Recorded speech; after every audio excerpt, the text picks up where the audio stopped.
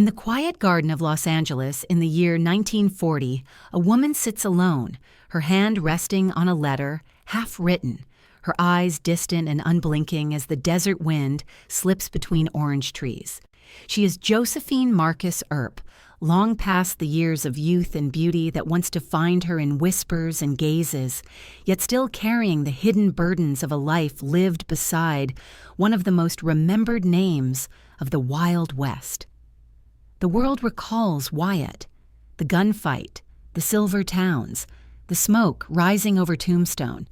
But Josephine, who tended to his memory with a jealous care, who kept her secrets like embers banked under ash, remains in shadow. Welcome, dear listener, to this quiet telling. Before we step further, I invite you to pause and share in the comments when and where you listen, for this tale will travel further if it is carried in many times and many places. And if you find peace in these histories, touch the subscribe button so you may remain part of this circle of memory keepers. Let us begin. She was born in Brooklyn in 1861, though some records linger uncertainly, as if the details of her coming into the world resisted clarity from the start. Her parents, Jewish immigrants who had left the old world for the promise of the new, carried with them the cadence of prayers whispered in Hebrew and the smells of kitchens where Sabbath bread was baked. The small house stood in a neighborhood of others like it, crowded and restless, the streets full of children, market cries, and the mingling accents of those who sought to carve out their lives in America. For little Josephine, called Josie by those close to her, the days of childhood were marked by both comfort and unease.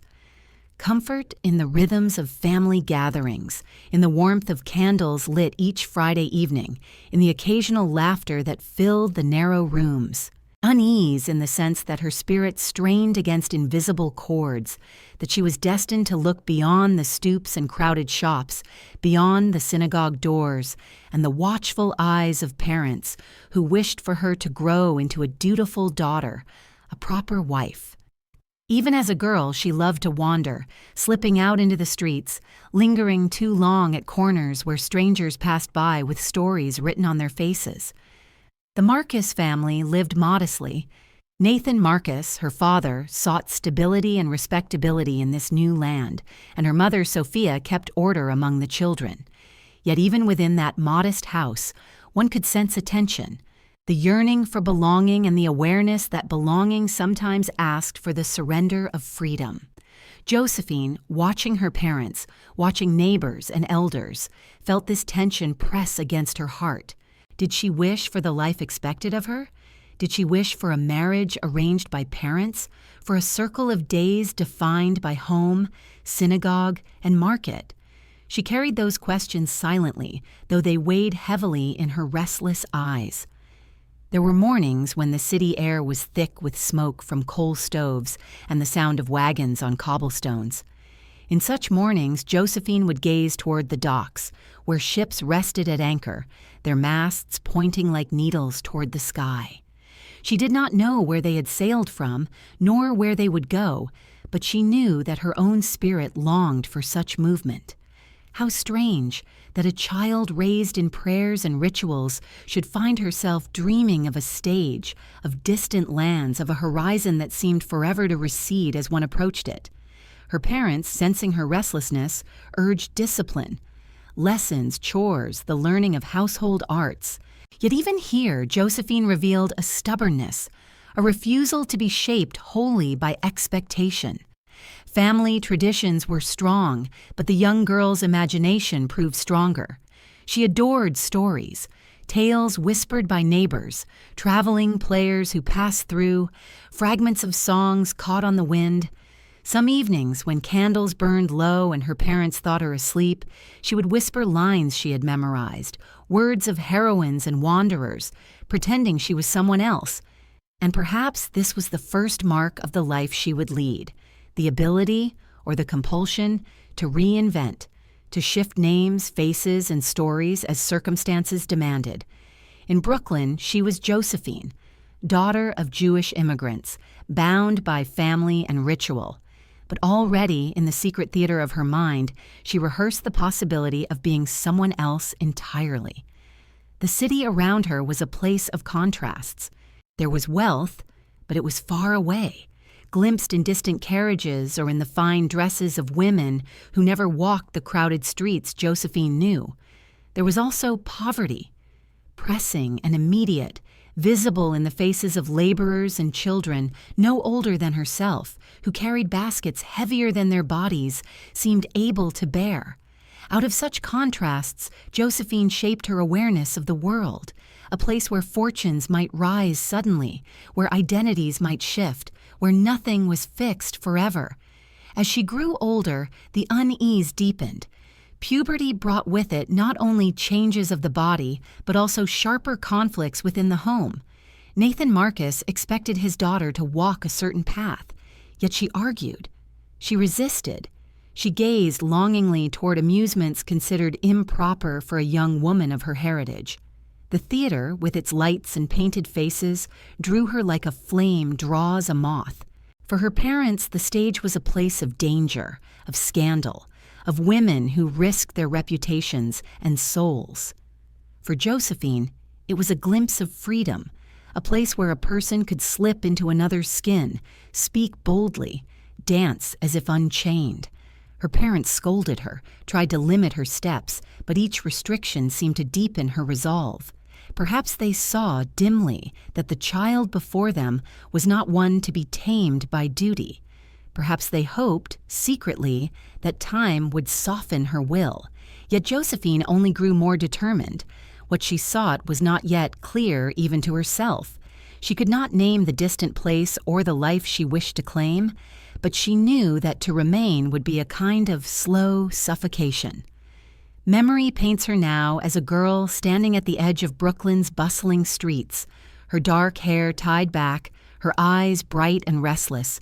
Around her, the noise of vendors, the cries of newsboys, the rumble of wagons. Yet within her, a silence, a listening to something faint but insistent, the call of elsewhere.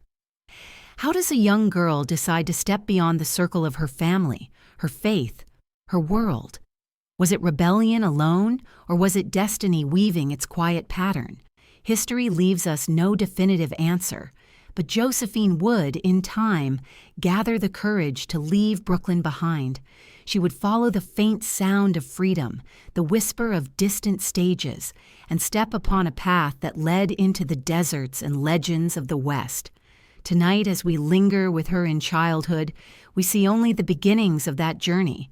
The crowded street, the Sabbath candles, the scent of bread cooling on a table, the restless eyes of a girl, not yet a woman, but already hearing the faint whistle of a train somewhere far away. The whistle echoes still, fading, unanswered. The whistle lingered in her imagination, thin and distant, like a thread drawn through fabric, pulling her thoughts toward lands unseen. For Josephine, the sound of trains meant escape, meant the possibility of lives beyond her own. She could picture the smoke curling upward, the great wheels churning over iron rails, carrying strangers westward into landscapes she had never touched. That sound became the heartbeat of her longing, even when she stood quietly in her parents' home, even when she stitched and scrubbed and was told of her duties. Her restlessness sharpened as adolescence gave way to youth. In the small circles of her community, the paths before her seemed prescribed.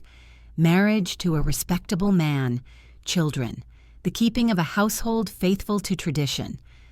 For many girls of her neighborhood, that life offered security, perhaps even joy. But Josephine could not imagine herself enclosed within it. Each Sabbath, as prayers rose softly around the table, she felt her spirit drift away toward the imagined lights of theaters, toward the daring of women who sang upon stage, toward the wide frontier whispered about in newspapers and stories carried by travelers.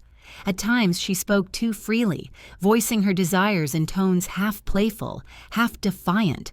Her parents grew uneasy. Sophia, her mother, would try to soothe, reminding Josephine of family duty, of the safety of tradition. Nathan, sterner, grew impatient. To him, his daughter's curiosity for stages and strangers was dangerous. He pressed her toward obedience, but Josephine resisted, her words edged with fire. Quarrels rose like storms within that narrow home until even siblings and neighbors could sense the rift. The city, too, offered temptations. Street performers, vaudeville houses, traveling troupes that promised wonder and spectacle.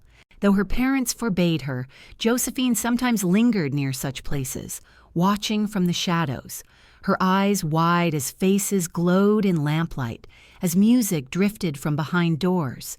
She longed to be part of that world, not only to watch, but to participate, to become someone new each evening, to slip free of the identity she had been given at birth. This dream, however, was not merely fantasy. The theater offered a form of reinvention, and reinvention would become the very pattern of her life. Even as a teenager, she understood that names and appearances could change, that the past could be left behind. She had seen others alter themselves, laborers become merchants, immigrants rise into respectability by changing not only their fortunes, but their manners and speech. Why should she not do the same in her own way? Yet questions remained, murmuring within her. Would freedom mean loneliness?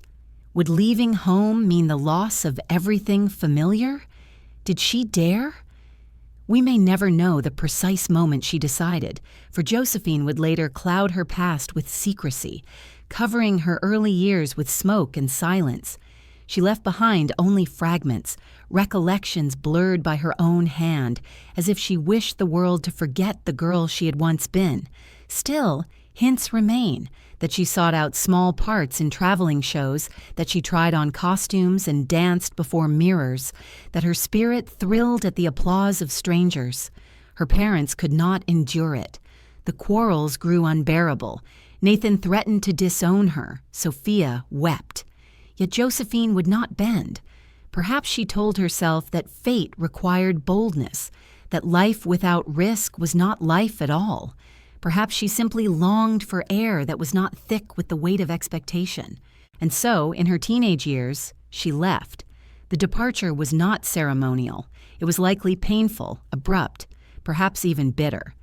Imagine her clutching a small bag, her eyes avoiding her parents' gaze, her heart racing as she stepped onto a street where wagons rattled and children called to one another. Behind her, the narrow home of her childhood. Before her, a city that could swallow or liberate her. She walked toward the sound of that whistle, toward the possibility of elsewhere. San Francisco would become her next stage. She traveled westward, the long journey itself a kind of shedding of skin. The train rocked her through plains and mountains, past small towns where lanterns flickered in night windows, past endless stretches of desert where stars spread in cold brilliance overhead. She must have felt both terror and exhilaration, both grief for what she left and hunger for what she might find. When she arrived in San Francisco, the city greeted her with the salt of the sea, the cries of gulls, the rising hills covered in houses, the mingling voices of many tongues. It was a city alive with energy, a place where fortunes were made and lost, where miners, merchants, and wanderers poured in from every corner of the world. For Josephine, it must have felt like stepping into a dream, into a place that promised reinvention at every corner. Here she could call herself by a new name if she wished. Here she could walk into a theater and not be recognized by family or neighbors. Here she could claim freedom, even if freedom came with hunger and hardship. She was still young, still vulnerable, yet her beauty and boldness drew attention. Those who saw her remembered her dark hair, her lively eyes, the sense of independence that clung to her like a garment no one could remove. In San Francisco, she found ways to support herself, sometimes respectable, sometimes less so. She moved within circles of performers and gamblers, of men who spoke easily of money and women who lived by wit as much as by charm. She was learning quickly the ways of survival in a world that had no mercy for the timid. And still, she dreamed. The theater remained a lure, though her success was uncertain. Perhaps she performed in small roles. Perhaps she merely lingered near those who did, absorbing the life of the stage as if it were her own. What mattered was that she was free from the confines of Brooklyn, free from her father's stern gaze, free to imagine herself anew. Yet freedom is never simple. In those years, she must have faced loneliness, the fear of failure, the whispers of scandal. For a girl from a Jewish immigrant family, living alone and seeking independence in the West was itself a rebellion, a scandal almost beyond measure. Still she endured, carrying herself with pride, inventing the story she wished the world to see. Was it courage that guided her, or desperation, or simply the irresistible pull of destiny? History does not answer. We are left only with the image of a young woman walking San Francisco's hills, her dress catching the breeze, her eyes fixed on some distant vision. She had left her past behind, but she had not yet found her future. Night falls over the city. Gas lamps glow along the streets. Voices drift upward from taverns. The sea pounds steadily against the shore. Josephine stands at a window, listening, watching, her reflection faintly superimposed upon the night outside. She does not yet know where her path will lead, but she feels the call of Arizona, faint but insistent, like a whisper carried across desert winds. A whisper unanswered for now. The whisper of Arizona reached her as if through the night air of San Francisco, faint but insistent, a promise and a warning folded into one. It was not yet a decision but a sensation, like the desert wind brushing her face long before she had ever seen its sands. Something within her stirred at the mention of Tombstone, of silver mines deep beneath the earth, of fortunes glittering in rock, of towns rising suddenly where once there had been only cactus and silence.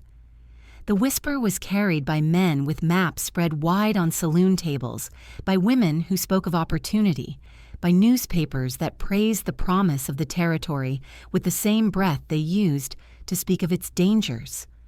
For Josephine, the notion of the desert called not only with the hope of money, but with the allure of space itself, wide and unbounded. San Francisco had been freedom compared to Brooklyn, but the city was still hemmed in by hills and by the sea. Arizona, though. Arizona was a name that sounded like possibility stretching without end. She had no way of knowing that it would become the landscape where her name would be written into legend, though half hidden, half forgotten, buried beneath Wyatt's. She only knew that her restless heart was drawn there, as if by a force stronger than reason. The journey itself was long. The train that carried her rattled across dry plains, where each town seemed smaller than the last, where the horizon stretched further and further away. She would have seen the light change, the sky growing harsher, bluer, and the land turning red and gold beneath the sun. Dust seeped into every corner of the cars, covering travelers' clothes and faces. The heat pressed down by day, and the nights were sharp with chill. To one raised among brick houses and sea breezes, the desert seemed at first like another world altogether. Alongside her rode others, fortune seekers, gamblers, women in search of husbands, men in search of redemption. Their talk was of silver strikes, of lawmen and outlaws, of towns that sprang up overnight like weeds after a storm. Josephine listened, her thoughts weaving these tales into a tapestry of both dread and hope. She must have wondered, would she find a home here, or would she vanish into the dust like so many others whose names were never remembered? When she finally arrived, the land unfolded before her eyes, mountains rising dark at the edges, saguaros standing like ancient sentinels, the air alive with both silence and possibility. Tombstone itself was noisy, raw, unfinished. Streets of wooden boards, tents and shacks pressed beside saloons and gambling halls, a place both dangerous and alive. It was said that in Tombstone one could find anything, riches or ruin, love or betrayal, a bullet in the night, or a fortune in the ground. For Josephine, it must have been both thrilling and unnerving. Here she could once again shed an old self and take on a new one. Few asked about the past. Most were too busy forging their own futures or fleeing from their own shadows. She could tell her story as she wished, and she did. Whether she was an actress, a dancer, a wanderer, it hardly mattered.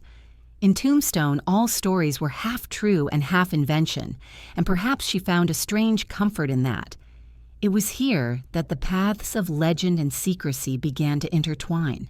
The whispers of Wyatt Earp's name drifted through the streets. He was a man of measured words, calm in manner. His presence felt more than seen. To some, he was a lawman. To others, a gambler. To still others, a threat. For Josephine, when first she glimpsed him, perhaps in lamplight through the haze of cigar smoke, he appeared as a figure unlike the reckless men who crowded around saloon tables. There was gravity in him, a steadiness that contrasted with the chaos of Tombstone. But that meeting was not yet destiny. It was only the beginning of a thread that would weave slowly, uncertainly through the years. Before it tightened into a bond, Josephine wandered through the town's rhythms, the clatter of spurs on boardwalks, the laughter and shouting from taverns, the metallic ringing of hammers in mines nearby. At night, music drifted from halls where dancers spun beneath lanterns, and Josephine watched or joined, feeling herself both participant and observer in this fevered, fleeting world. The desert sun was merciless. By day, heat shimmered over the town, and dust clung to skin and hair.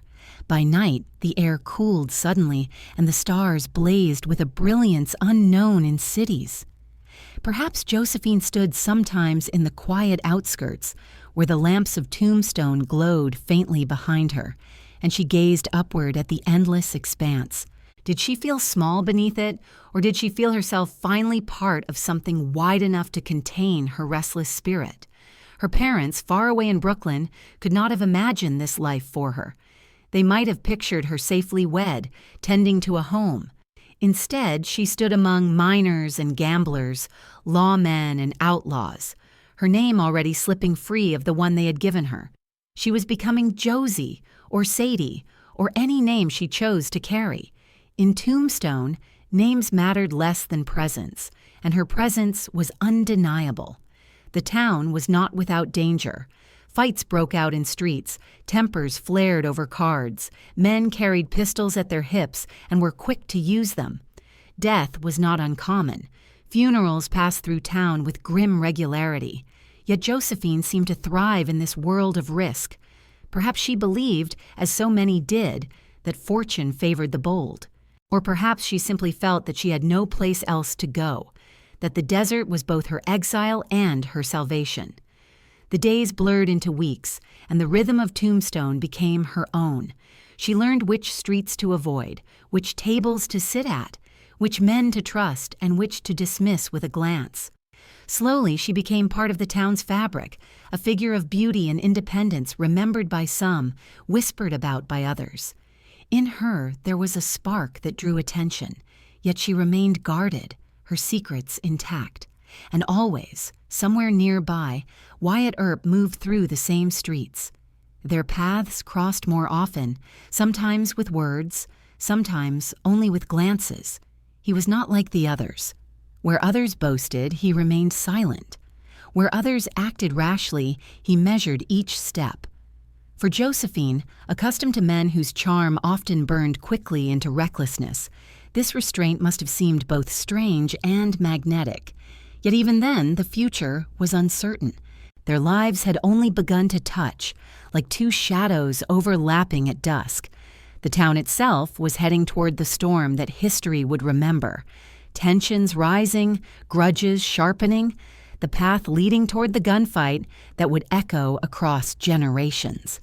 But for Josephine, in these early days, it was enough to walk the dust-choked streets, to feel the desert sun on her face, to know that she had followed the whisper and found herself in a place both dangerous and alive. Night settles again over Tombstone. The laughter of saloons fades, the desert grows silent. Somewhere, a coyote howls.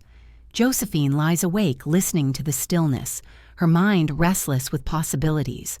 The desert has claimed her, though she does not yet know what it will demand in return. The howl lingers, unanswered. The howl lingered across the desert air, fading into silence, leaving only the breath of wind through mesquite branches. For Josephine, that silence was never empty. It pressed upon her thoughts, reminding her that she too was a creature caught between survival and longing. Tombstone, with all its feverish noise and sudden violence, could never fully quiet the restlessness within her. And so she turned again to what had first drawn her heart when she was young: the world of performance, the stage, the ability to shape herself into someone else beneath the flicker of lamplight. In San Francisco, years before, she had glimpsed the promise of this life.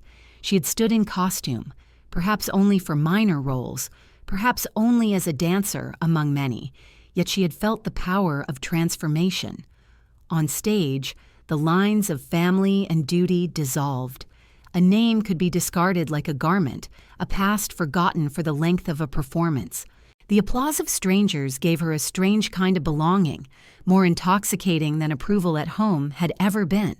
Now, in Arizona, far from the structured theaters of the city, she still carried that flame within her. The mining towns were hungry for amusement, men who labored long in shafts of stone, who risked their lives for the glint of silver, desired escape when the day's work ended. Dance halls and theaters rose to meet this hunger, offering laughter, music, and the shimmer of painted faces. Josephine, with her beauty and her fire, belonged to this world almost as much as to the one of quiet domesticity she had abandoned. She stepped onto these stages, whether small platforms in dusty saloons or brighter lights in more ambitious halls, and she let the eyes of strangers shape her. What did she feel in those moments standing before a crowd, her body moving in rhythm, her voice perhaps carrying a tune learned long ago? Did she feel power or vulnerability or both? Did she imagine her parents, so far away, aghast if they could see her?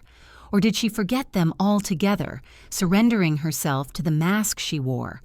We cannot know, for Josephine would never later speak plainly of these years. She would cover them with silence, as if ashamed, or perhaps as if determined to control what the world remembered of her. Yet in that silence, we sense how vital these years were. They shaped her skill in reinvention, her ability to command a room, her strength to endure whispers and scandals. Tombstone was a place of shifting identities, and Josephine fit perfectly into its unsettled rhythm. She could be the performer, the dancer, the companion, the lady of charm and mystery. Around her gathered rumors, some claiming scandal, others insisting upon innocence. Men quarreled for her attention, women whispered in jealousy, and Josephine, at the center, carried herself with a mixture of pride and secrecy. She was learning to guard herself, to let only fragments of truth slip through, to ensure that her story was her own to tell or to conceal. It was during these days that she and Wyatt Earp drew closer. He, too, was a man of shifting faces. Gambler, deputy, saloon keeper, figure of authority and of suspicion. Josephine recognized in him a reflection of her own guardedness. He spoke little, but his silences were not empty. They held calculation, watchfulness, restraint. Where other men sought to dazzle her with bold words, Wyatt's quiet presence drew her.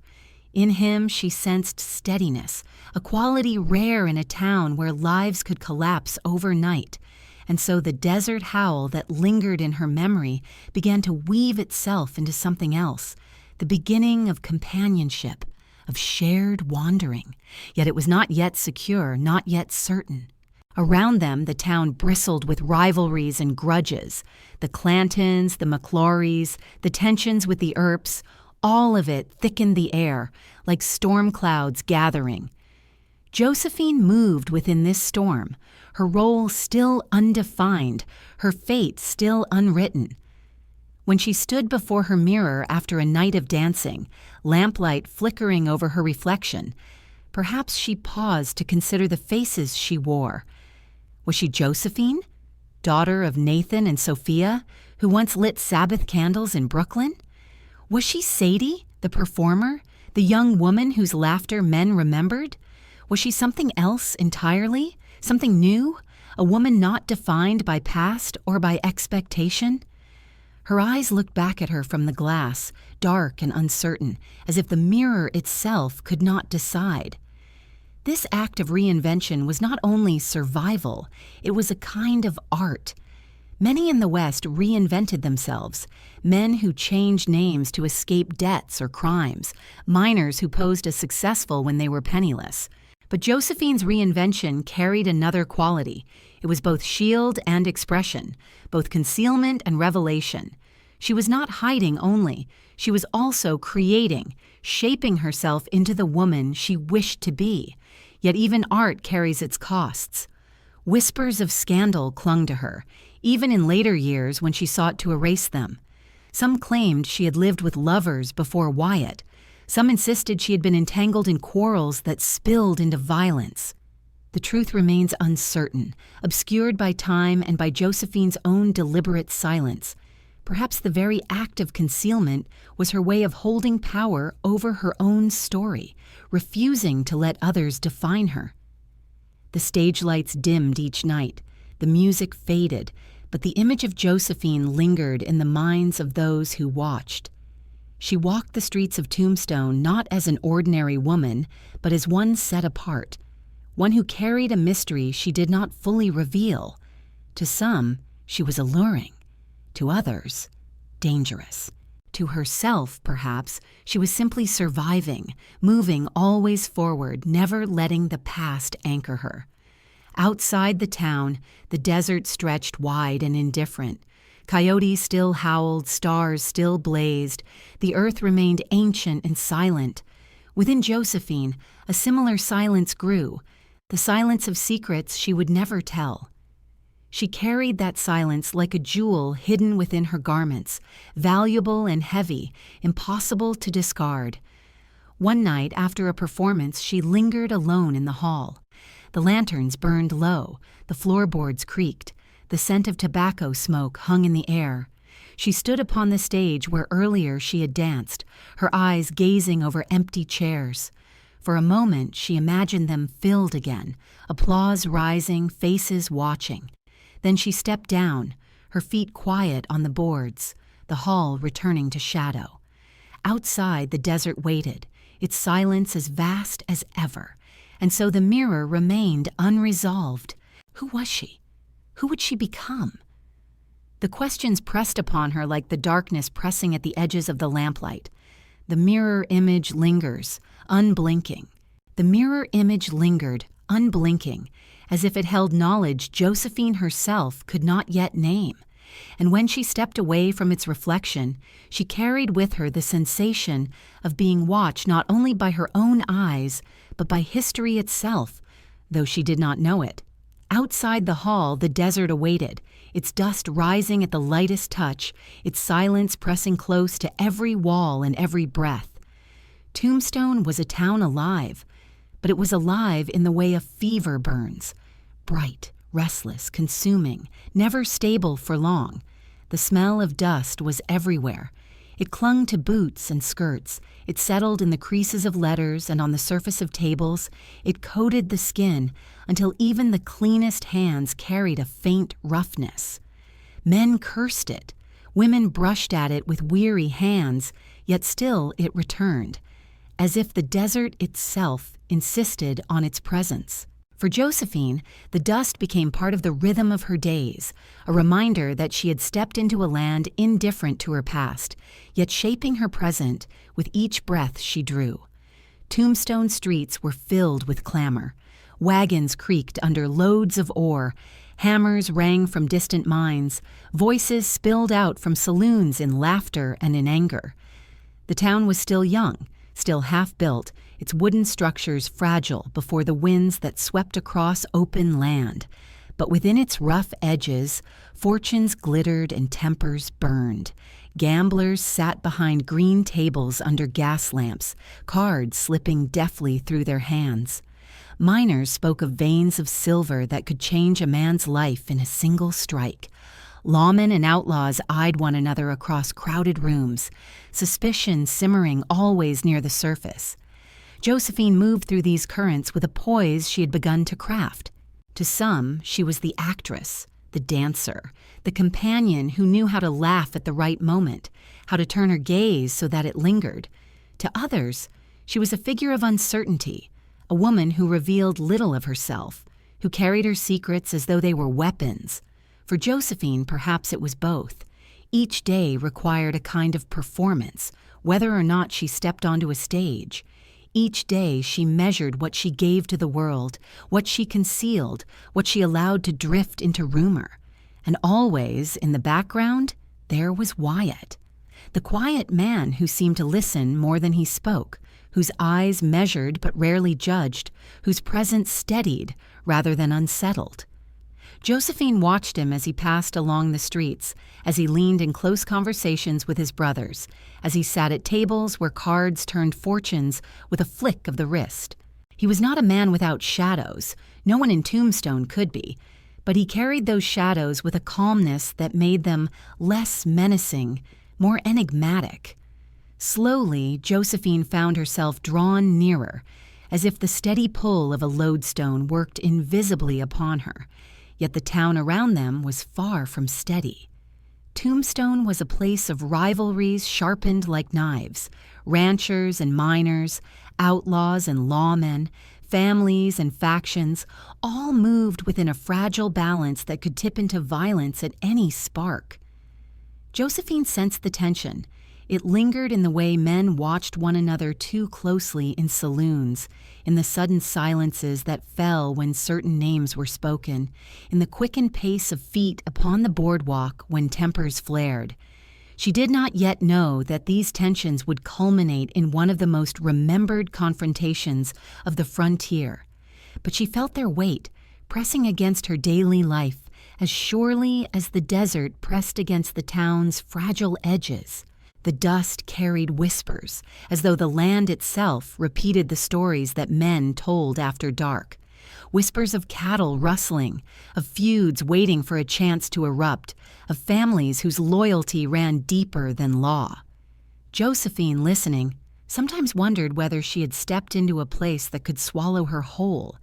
And yet, paradoxically, she felt more alive here than anywhere else she had been. To live in Tombstone was to live in a place where every day might bring danger, but also where every day shimmered with possibility. Her own position was precarious. She was not a wife, not anchored to family, not yet firmly bound to Wyatt. She occupied a space both central and marginal, seen by many yet fully known by few. That tension became part of her existence. At times, she embraced it, enjoying the freedom to move without constraint. At other times, she felt the loneliness it carried, the sense that she belonged fully neither to the women of domestic stability nor to the men whose world was ruled by guns and cards.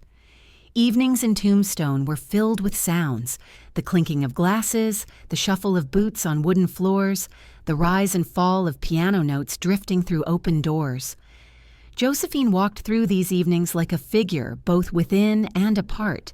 She conversed, she laughed, she danced, yet she also observed, her mind always turning, her heart always listening to the faint, insistent whispers of destiny. The desert, for all its dust and silence, began to seep into her soul. She learned to read its moods, the way the air shifted before a storm, the way the horizon glowed in the last light of day, the way stars blazed in silence when all human noise had fallen away. Sometimes, standing outside the town, she felt as though the desert was a mirror, vast and inscrutable, reflecting her own restlessness back to her. Her parents' world of Brooklyn seemed impossibly far away.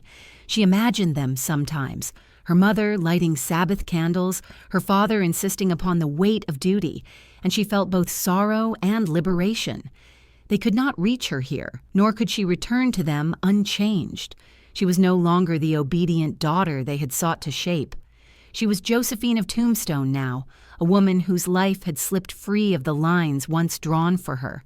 The town's rhythms quickened, grievances deepened, old grudges smoldered, and Josephine could sense that something was approaching, though she could not name it.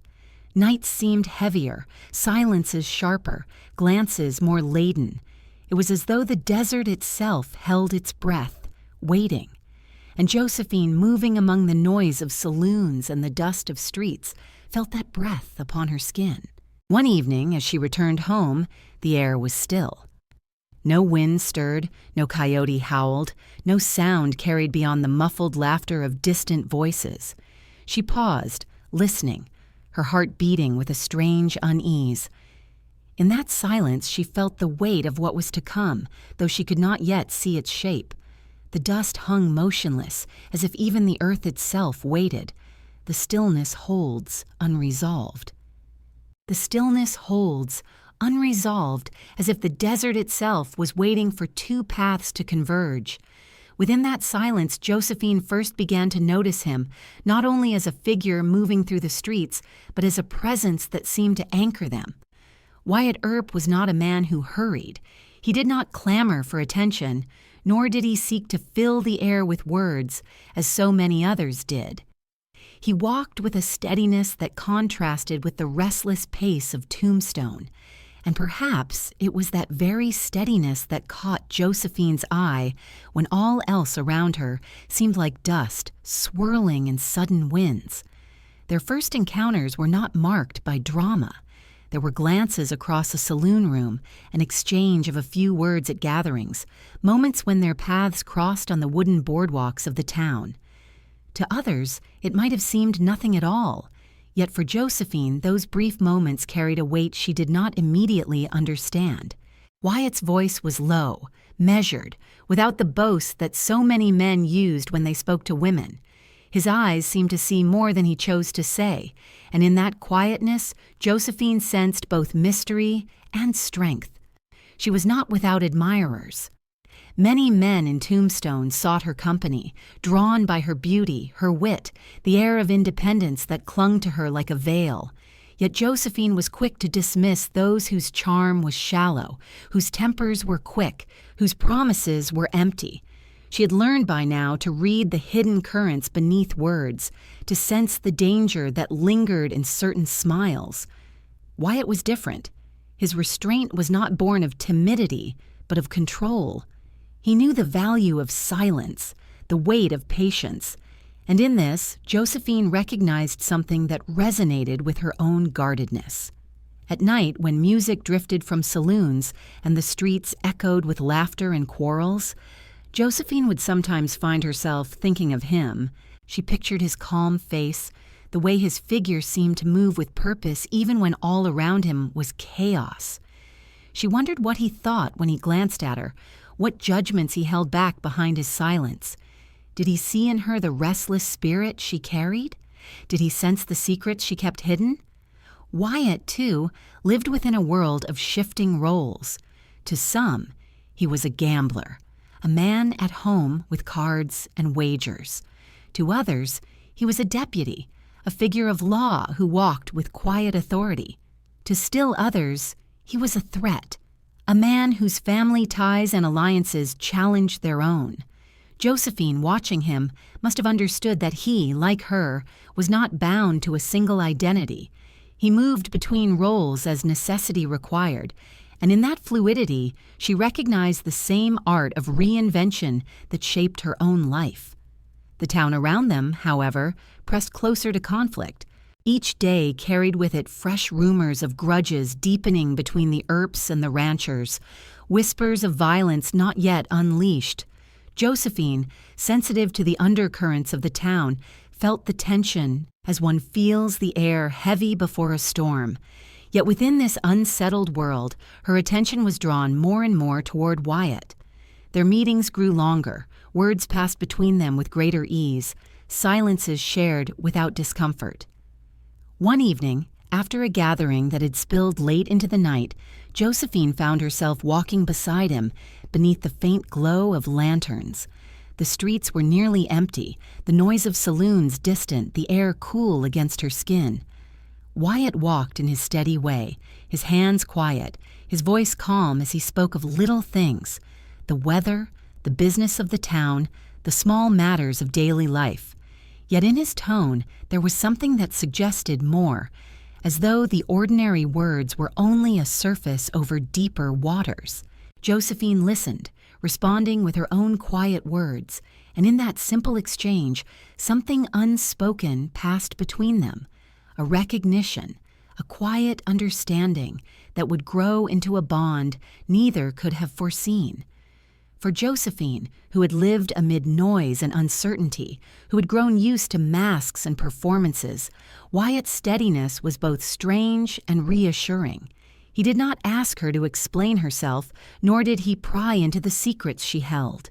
He seemed to accept her presence as it was, to allow her the dignity of silence. That acceptance was, in its own way, more powerful than declarations or flattery. It offered her a place of rest, a stillness within the storm of Tombstone. And yet there remained ambiguity. Wyatt's life was bound with others, with brothers who shared his fate, with alliances that placed him at odds with dangerous men. Josephine knew that to draw close to him was not to step into safety, but into a circle of conflict that might one day explode. Still, her heart inclined toward him, not in sudden passion, but in a slow, steady pull, like the desert moon drawing the tide of her life westward. The desert nights continued to stretch wide and silent, stars uncountable overhead. Josephine, lying awake, often thought of those stars as witnesses to her choices, to the secrets she guarded, to the paths she might yet walk. In the quiet, she wondered, what did fate weave for her? What did it hold for this man whose path had begun to intertwine with hers? Would their lives be joined by love, by loyalty, by chance, or by necessity? History offers us no clear answer to those early moments, only fragments, hints, recollections shaped by later years. Josephine herself would later veil these beginnings, telling little, allowing mystery to surround her story. Yet we can imagine the way her heart quickened in those silences shared with Wyatt, the way her restless spirit found, if only for a moment, a sense of stillness in his presence. The storm around them gathered strength. Grudges deepened, threats whispered, the balance of the town grew fragile. Yet amid that gathering storm, Josephine and Wyatt stood at the edge of something not yet defined, their lives beginning to move together in ways neither could fully grasp. And so the image remains, two figures walking beneath lantern light. Their words few, their silences many, the night around them thick with dust and with possibility. The storm had not yet broken, but its weight could already be felt in the stillness of the air. The lantern flickers, and the shadows lengthen. The lantern flickers, and the shadows lengthen, stretching across the dusty boards of Tombstone's streets as if the town itself were holding its breath. By day, the desert sun bleached the wood pale and covered every surface in dust. By night, shadows multiplied, swallowing corners where whispers traded hands like coins, where suspicion lived more openly than trust. Into this shifting light, Josephine walked, her presence woven into the fabric of the town, both seen and unseen, both admired and whispered about. Tombstone was not a place of quiet order, but of restless swirl. The saloons along Allen Street spilled light and sound through open doors, laughter broken by sudden shouts, piano keys jangling in half-forgotten tunes, the shuffle of boots on wooden floors. At the tables, cards moved like flickering birds between rough hands. Silver dollars clinked against one another. Fortunes changed with the flip of a card. And over it all hung the tension of men who carried pistols at their hips and grudges in their hearts. Josephine moved through this world with poise she had learned through necessity. In the laughter of saloons she could appear carefree, her smile bright enough to disarm, her glance sharp enough to warn. Yet beneath the laughter was always calculation, always the careful weighing of what to reveal and what to conceal. She had become adept at listening while appearing merely to laugh, at noticing what others overlooked, at drawing attention when she wished, and vanishing when she did not. For the women of Tombstone, roles were often limited.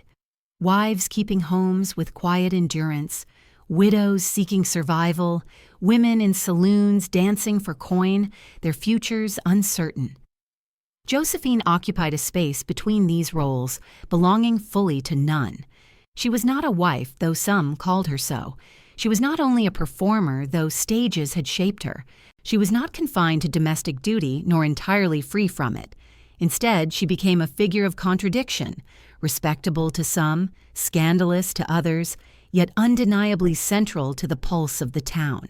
The disputes that brewed in Tombstone seeped into every corner. Ranchers against miners, outlaws against lawmen, old grudges replayed nightly in the glow of saloons. Josephine, though not a combatant, felt their pull. To be near Wyatt was to be near the storm, and she knew it. His name carried weight, both respect and resentment, and she could not walk beside him without attracting both admiration and hostility. Still she did so, drawn by his calm presence, even as danger grew. The air itself seemed heavy with approaching violence. Josephine sensed it in the sudden silences when certain names were spoken, in the way men's hands hovered near holsters even in casual conversation, in the way eyes lingered too long across crowded rooms. The storm had not yet broken, but its thunder could be felt beneath the ground, faint and insistent. And yet, amid all this, life carried on. Children played in the streets at dusk, their laughter weaving briefly through the dust before vanishing into doorways. Merchants called out their wares in daylight. Women haggled in shops. Miners trudged to and from the shafts, their clothes black with stone. Tombstone was not only a place of conflict, it was also a place of ordinary lives trying to unfold in extraordinary circumstances. Josephine saw both, lived among both, felt herself balanced precariously between the ordinary and the legendary. She grew accustomed to the rhythms, the mornings when dust was swept from boardwalks, the afternoons when saloons filled slowly, the evenings when laughter turned to shouts. Each rhythm carried its own music, harsh and unrefined, yet compelling. And Josephine, restless as she was, found herself both participant and observer, her life shaped by the town even as she remained slightly apart from it. There were nights when she stood on the edge of town, away from the lights and the voices, and gazed out into the desert darkness. The stars burned fiercely, the silence stretched vast, and in that silence she felt both awe and unease. Tombstone seemed small beneath such a sky, all its quarrels and ambitions dwarfed by the immensity of the land. And yet she knew those quarrels would one day explode with a force that would echo far beyond the desert, far into history. Wyatt remained a steady presence, his figure moving quietly through this world of clamor and rivalry. He did not boast, nor did he waste words. In his calmness, Josephine felt something like shelter, though she knew that shelter might prove fragile. She drew near to him nonetheless, their paths weaving more closely, their silences deepening into understanding. To stand beside him was to step nearer to the storm, but also to step nearer to the only stillness she had found. Around them the swirl continued, saloons bright with noise, disputes simmering, the desert pressing in with dust and silence. Josephine's life had become bound to tombstones, her story braided into the town's restless narrative. Yet within her lingered always the memory of her own reinvention, the knowledge that identity was never fixed, that one could shape and reshape the story one told to the world. And so she walked through the lengthening shadows, carrying within her both secrecy and presence, both defiance and longing. The storm was near, though she could not yet see its shape. She only felt its weight in the air, in the quickening of glances, in the silence that fell too suddenly at certain moments. The town braced itself, whether knowingly or not, for what was to come. Josephine, too, braced herself, though she did not yet know for what.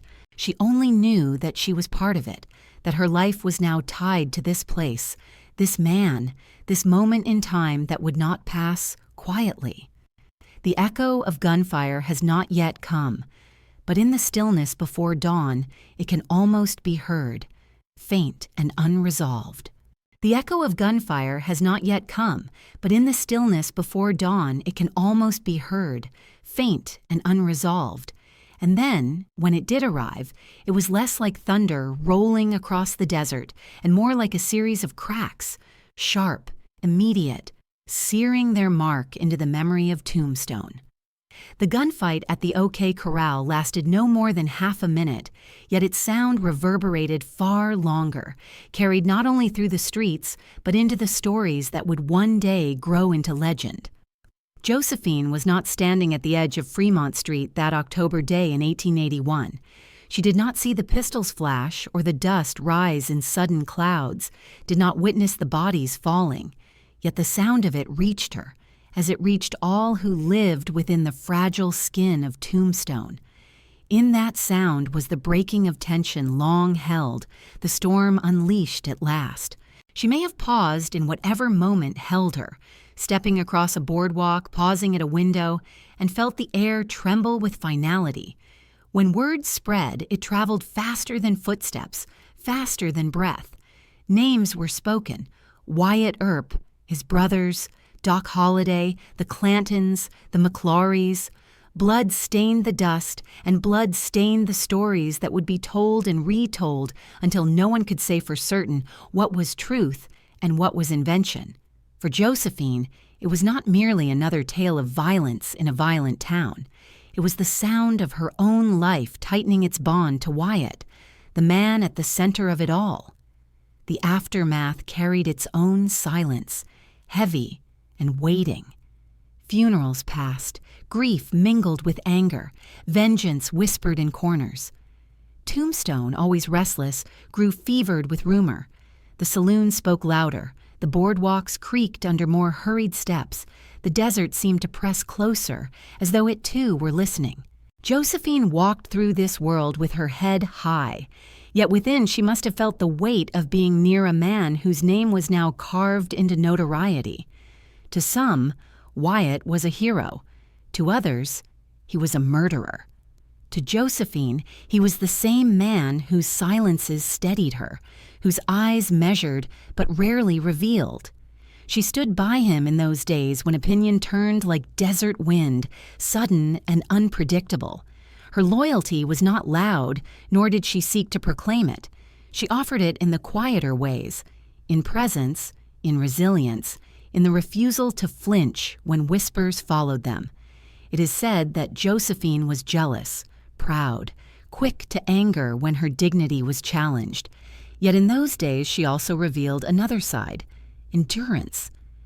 She had endured the disapproval of her parents, the hardships of leaving home, the uncertainties of wandering. Now she endured the public gaze, the way strangers' eyes lingered too long, the way stories sought to define her even as she tried to define herself. Tombstone itself changed. The town that had seemed feverishly alive now felt edged with danger. Every corner carried memory of the gunfight. Every silence seemed poised to break again. Josephine sensed it in her steps, in the way people's voices lowered as she passed, in the way the dust itself seemed to hold a different weight. Her life was no longer only about her own reinvention. It was now bound to Wyatt's reputation, to the way history itself would decide to speak of him. But history was not yet written. It was lived in the tense aftermath, in the trials that followed, in the attempts to parse law from vengeance. Josephine may have sat in rooms where voices argued about justice, where men defended or condemned, where the air was thick with suspicion. She did not step into the courtroom herself, but she carried the burden of it nonetheless, for when a man is judged, so too is the woman who walks beside him, however silently. And yet, Amid the noise of rumor and the weight of judgment, Josephine held to her own truths, though she did not speak them aloud. Perhaps she asked herself, was this the man with whom her restless life would remain bound? Was this storm survivable, or would it break her too? She had chosen freedom once, leaving behind the expected life of her family. Now freedom seemed to have led her to this, a partnership forged not in stability, but in fire. In her later years, Josephine would rarely speak of Tombstone. She preferred silence, or else carefully crafted versions that obscured as much as they revealed. She seemed determined to shape memory itself, to guard both Wyatt's name and her own against the relentless erosion of gossip. But in the days immediately after the gunfight, she could not shape the town's whispers. She could only walk through them, resilient, her chin raised against the dust. The town carried on as towns must. The mines continued to yield ore, merchants called their wares, children played in the streets again, but beneath the surface was a scar that would never quite fade. And for Josephine, the scar was personal, woven into her own story. She would never again be only Josephine the performer, Josephine the wanderer. She was now Josephine beside Wyatt Earp, the man who had stood at the OK Corral and walked away alive. As the weeks passed, the desert returned to its silence. But it was not the same silence as before. It carried echoes now, faint but enduring, like footsteps that never fully vanish. Josephine lay awake at night, hearing them in her memory, even if she had not stood on Fremont Street to witness them. They became part of her, as surely as her own heartbeat. And so, in the stillness after the storm, Josephine revealed her quiet resilience. She did not shout her loyalty. She did not surrender to fear. She walked forward beside a man now forever marked, and in doing so she, too, became marked.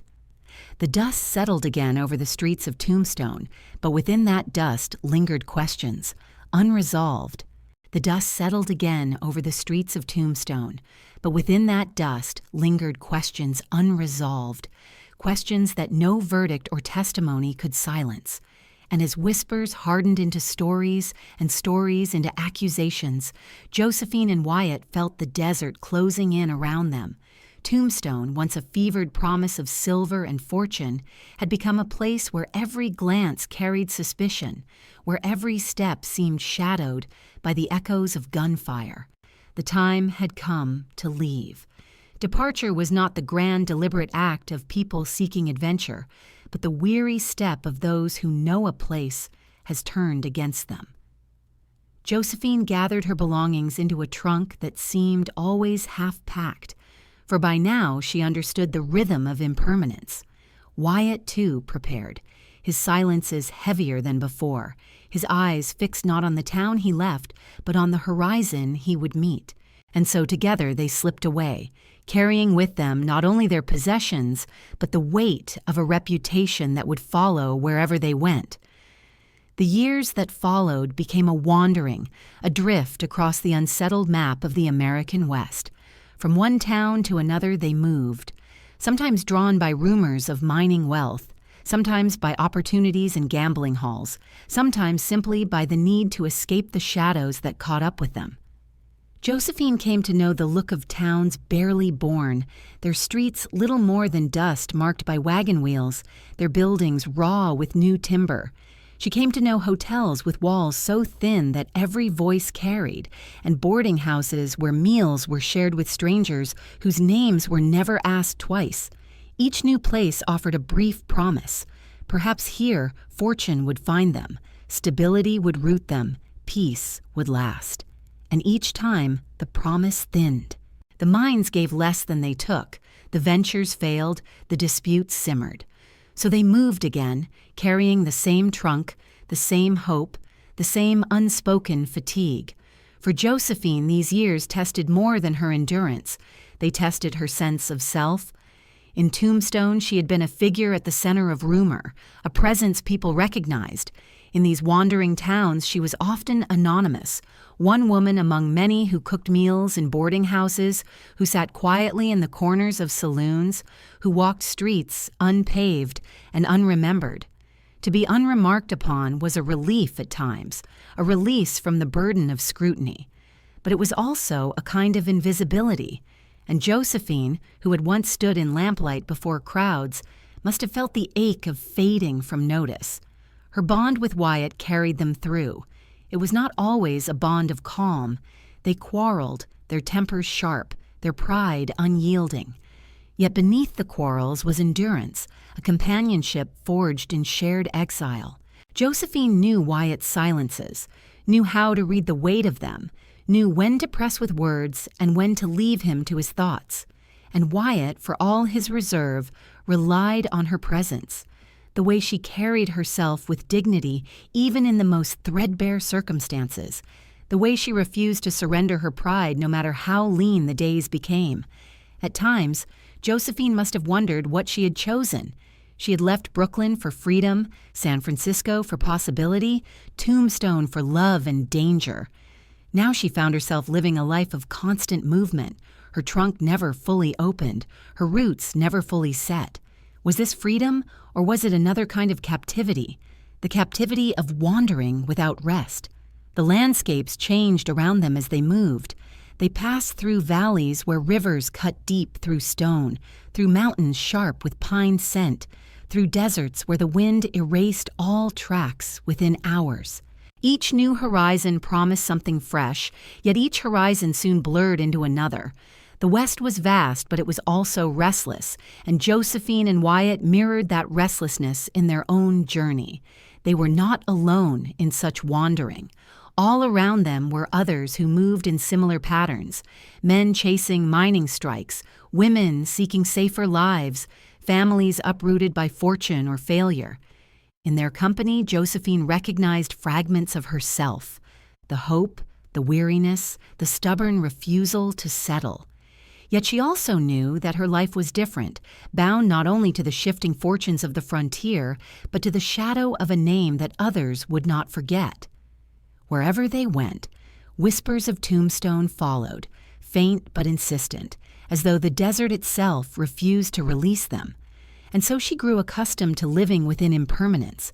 She learned to keep her belongings light, her expectations tempered, her silences intact. She learned to adapt her face to each new place, to move gracefully between anonymity and recognition, to endure the uncertainty of each day. The wandering became its own rhythm, weary yet familiar. There were nights when she sat by lamplight in yet another small room, her hands folded in her lap, her mind turning to memories. Brooklyn seemed impossibly distant, San Francisco a dream, Tombstone a wound not yet healed. She wondered if she had truly left any of these places behind, or if they traveled with her as invisibly as her own shadow. She wondered, too, how long this wandering would last, and whether she would ever find the place where her trunk could be unpacked for good. Wyatt would sit across from her in those nights, quiet, his gaze steady. They did not always speak, for silence often served them better than words. Yet in those silences was a bond, a recognition that though the world refused to anchor them, they anchored one another, imperfectly, sometimes painfully, but enduring nonetheless. The wandering years left little record, for Josephine herself ensured that the details blurred. She chose silence when asked, chose to burn letters, chose to obscure what had been. Perhaps she wished to protect herself. Perhaps she wished to protect Wyatt. Perhaps she wished to protect the myth that was slowly forming around them. Yet within that silence, we can sense the weight of those years, the weariness of impermanence, the endurance of companionship, the strange resilience of a woman who refused to surrender her pride even when her life was rootless. One evening, in yet another town whose name has since been forgotten, Josephine sat by the window of a narrow room. Outside, the street was quiet, the dust heavy in the air, the lamplight flickering. In the trunk at her feet lay her belongings, folded and ready, as though even the room itself knew they would not remain long. She gazed at the lamplight, her thoughts lingering on questions she could not answer. Was she free or merely adrift? Was she keeper of her destiny, or was destiny leading her where she had no choice but to go? The lamplight flickered, unresolved. Casting long shadows across the walls of the room where Josephine sat, her trunk at her feet like a reminder that permanence was a luxury she did not yet know. In that faint light, her face seemed at once youthful and wearied, touched by beauty that time had not dimmed, but that hardship had deepened. To those who saw her in these years, she was remembered less for the details of her dress or her words than for the impression she left, an impression of strength, of pride, of a woman who carried herself with independence even when circumstances seemed to deny her stability. Many spoke of her beauty, the dark hair, the sharpness of her eyes, the liveliness that flickered in her laughter when she chose to share it. Yet Josephine was not a woman to be defined by surface alone. Her beauty, striking as it was, became only the first veil. Behind it was a will that refused to bend, a pride that endured even in rooms too small, in towns too fleeting, in lives too restless. And behind that will was another veil still, one woven of secrecy. Josephine had mastered the art of silence, of letting others see only what she permitted. Those who met her often left with more questions than answers. She could charm with a glance, unsettle with a word, leave others guessing about her past and her intentions. Some remembered her as fiery, quick to anger if slighted, unwilling to accept disrespect from anyone. Others recalled her as dignified, guarding her privacy with a sternness that brooked no intrusion. In truth, she was both. Her independence was real, and it made her admired, but it also made her feared. Men who had expected easy compliance found instead a woman who demanded respect. Women who had expected simple companionship found themselves measured by her sharp eye. Josephine's independence did not mean solitude. She walked beside Wyatt still, through these shifting towns and uncertain ventures. Their bond was not gentle in the way of quiet domestic marriages, but neither was it fragile. They quarreled, often fiercely. Pride met pride, temper met temper. Yet beneath the quarrels was a loyalty that endured. She had chosen him, and he had chosen her, and in that choice was a stubbornness neither was willing to abandon. It was a companionship forged less by romance's sweetness than by the endurance of hardship shared. And yet, through all these years, Josephine carried within her a locked box, not a literal box of wood or iron, but a box of memory and truth that she kept sealed from the eyes of others. In it lay the details of her early life, the lovers she may or may not have had, the choices she had made when freedom first called her. She spoke little of these things, sometimes contradicting herself, sometimes offering fragments that led nowhere. Even those closest to her could not fully open that box, and perhaps Josephine herself, with time, grew unsure of where truth ended and invention began. This secrecy became her shield. In a world where women were often defined by reputation, by gossip, by the stories others told of them, Josephine refused to surrender control of her own story. If the truth was dangerous, she hid it. If the truth was painful, she obscured it. If the truth was simply inconvenient, she let it vanish into silence. In this way, she maintained power, even in circumstances where she had little else. To hold her own secrets was to hold the key to her own dignity. Others, however, were not so willing to let silence stand. Rumors clung to her, as they always had. Some whispered that she had been a courtesan in San Francisco, that her time on stage was not confined to innocent performance. Others claimed she had entangled herself in quarrels that ended in violence, or that her relationship with Wyatt began while he was bound to another. Josephine answered none of these whispers directly. To deny them was to give them substance. To confirm them was to give them power. Instead, she left them unanswered, unresolved, like the lamplight flickering across her shadow.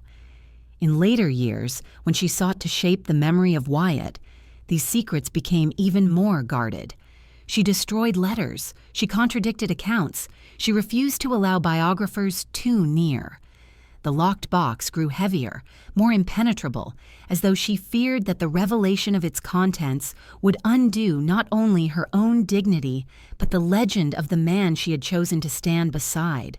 And so, in the eyes of many, Josephine remained a paradox, a woman of beauty and independence, admired and remembered, yet never fully known. A woman who could inspire devotion, yet also jealousy and resentment. A woman who lived boldly in the open spaces of the frontier, yet who built walls around the innermost parts of her life. It is tempting to wonder what she thought when she sat alone by lamplight, the shadows stretching across the walls, the trunk always waiting at her feet. Did she feel weary of the masks she wore, or did she take comfort in them? Did she long for someone to open the locked box with her, or did she guard it even from herself? The silence of her life leaves us no certain answers. What remains is only the impression. A woman strong, independent, proud, and yet forever hidden behind her own chosen veil. Outside the window, the desert still waited. The wind moved across open land, carrying dust against the walls of yet another town. The stars looked down, indifferent, ancient, watching a woman who had built her life upon secrecy as much as upon endurance. And Josephine, gazing out at those stars, must have wondered what story would remain of her when her own voice fell silent. Would she be remembered at all? Or would her name vanish into Wyatt's? Would the locked box of her life remain sealed forever, its contents lost to dust? The questions lingered, unresolved, as the lamplight flickered and the shadows shifted once more across the walls. The shadows shifted once more across the walls, as though even the darkness itself could not remain steady in the room where Josephine sat.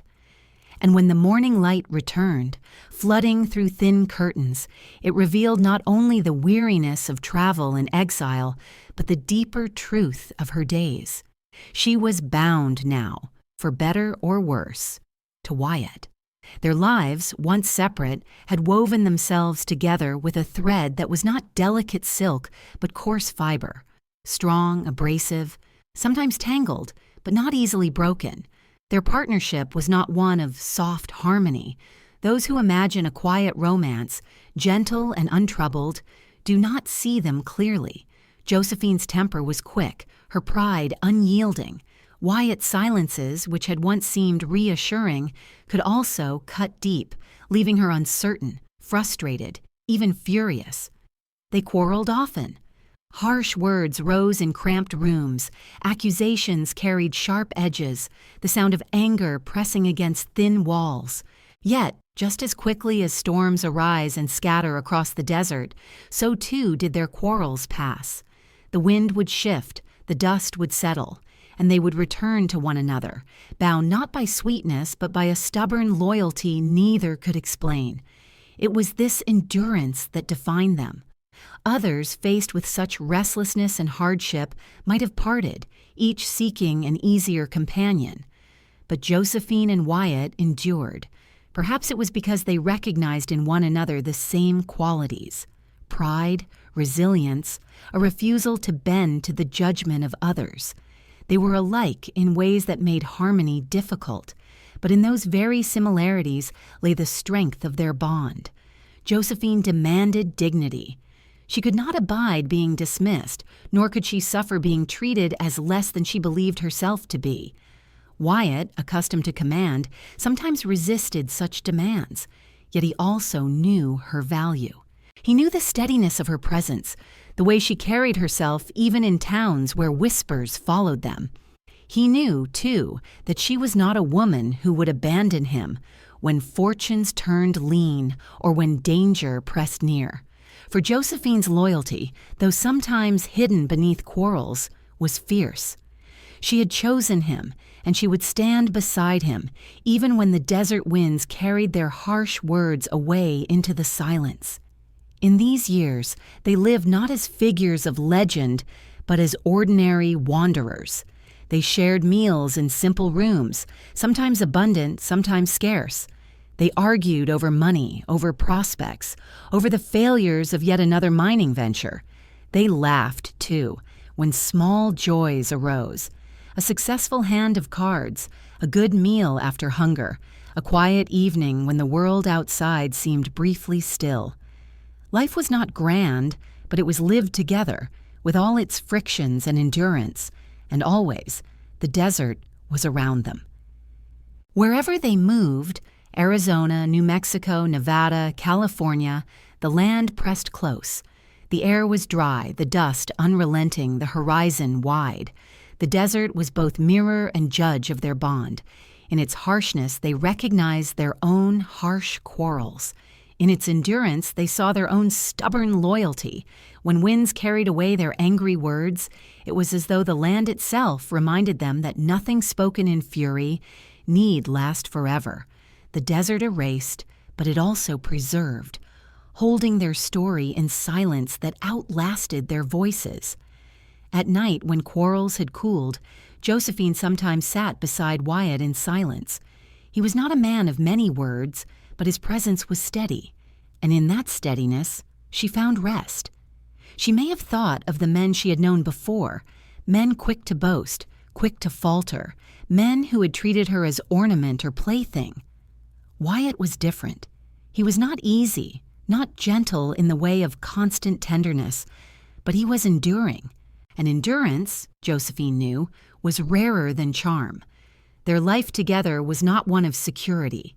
Money came and went, fortunes promised and failed.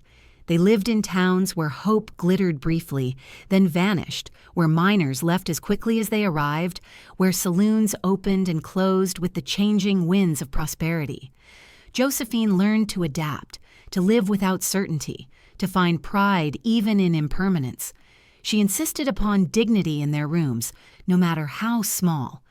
She kept herself with care, her clothing neat, her bearing proud, as if to remind the world, and perhaps herself, that she was not defeated, no matter how lean the times became.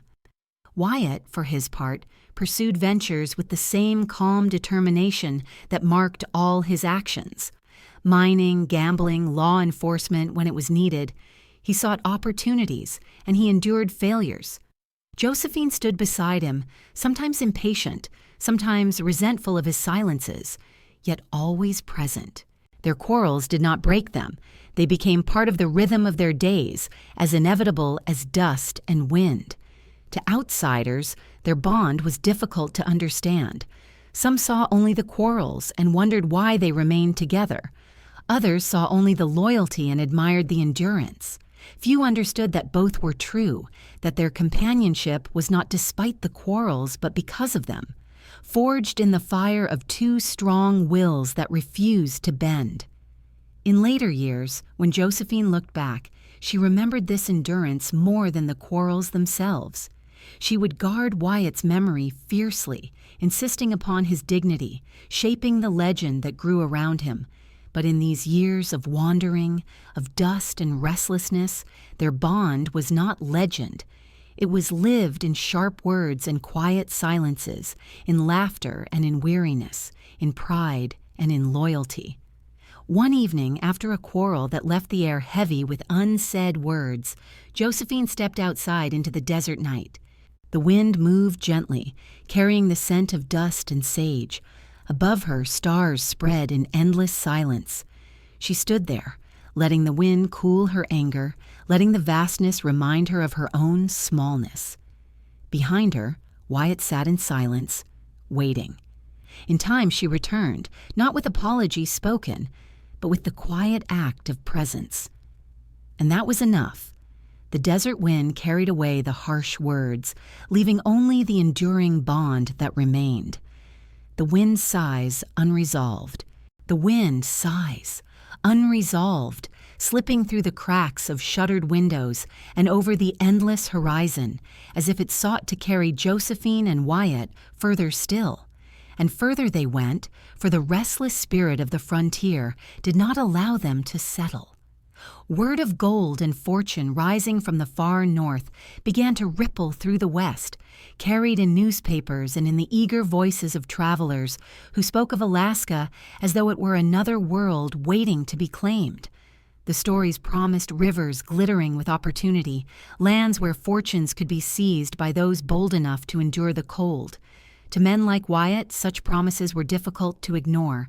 To women like Josephine, they were both temptation and dread, for she knew well how thin the veil was between fortune and disappointment. And so they went northward, drawn by that familiar pull of possibility.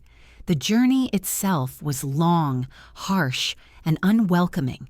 For Josephine, who had grown accustomed to the dry heat of deserts and the restless dust of mining towns, the north must have seemed like another planet.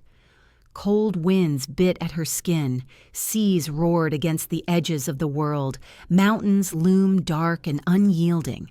She wrapped herself in heavy garments, yet still the chill Seisia reached her bones.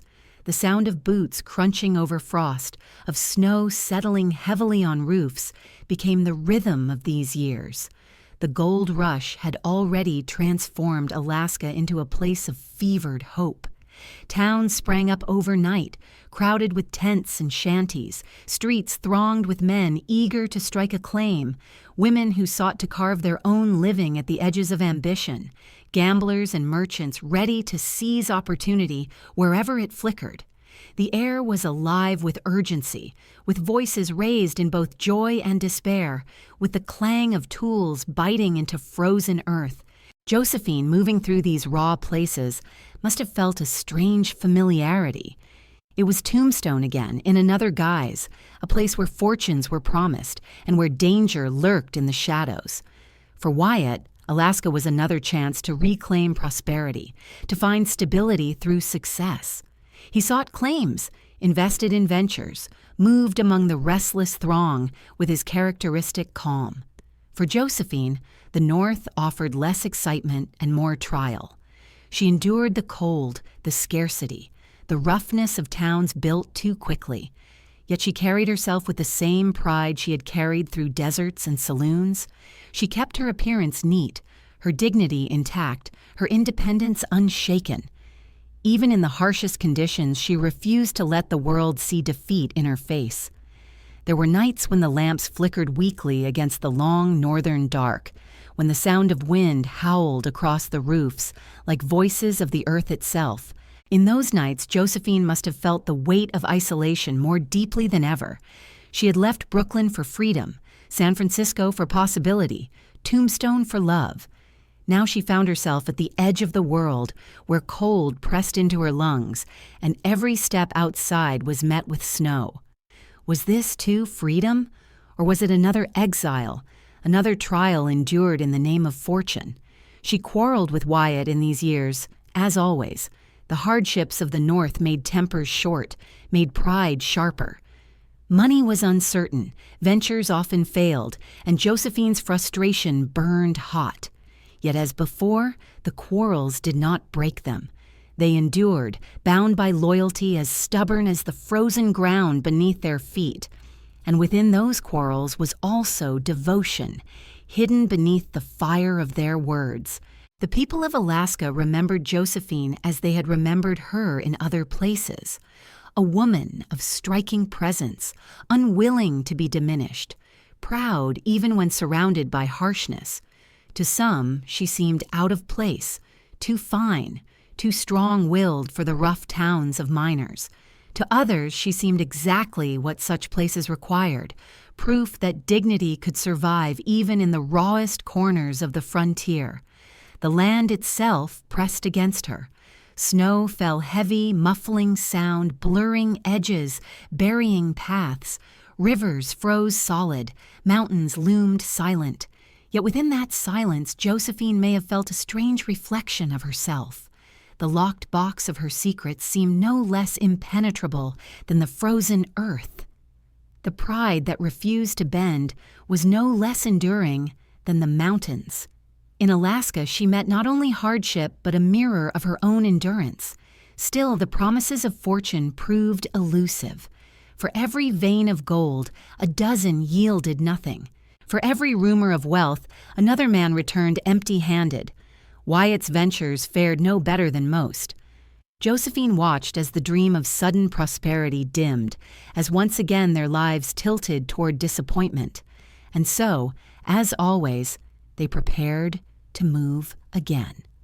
The trunk was packed, the silence between them familiar, the hope of stability deferred yet again.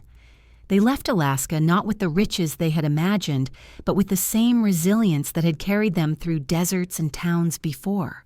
For Josephine, the journey north had been another chapter of endurance, another trial of her loyalty, another reminder that life with Wyatt would never be settled, never certain, never easy, and yet still, she chose it.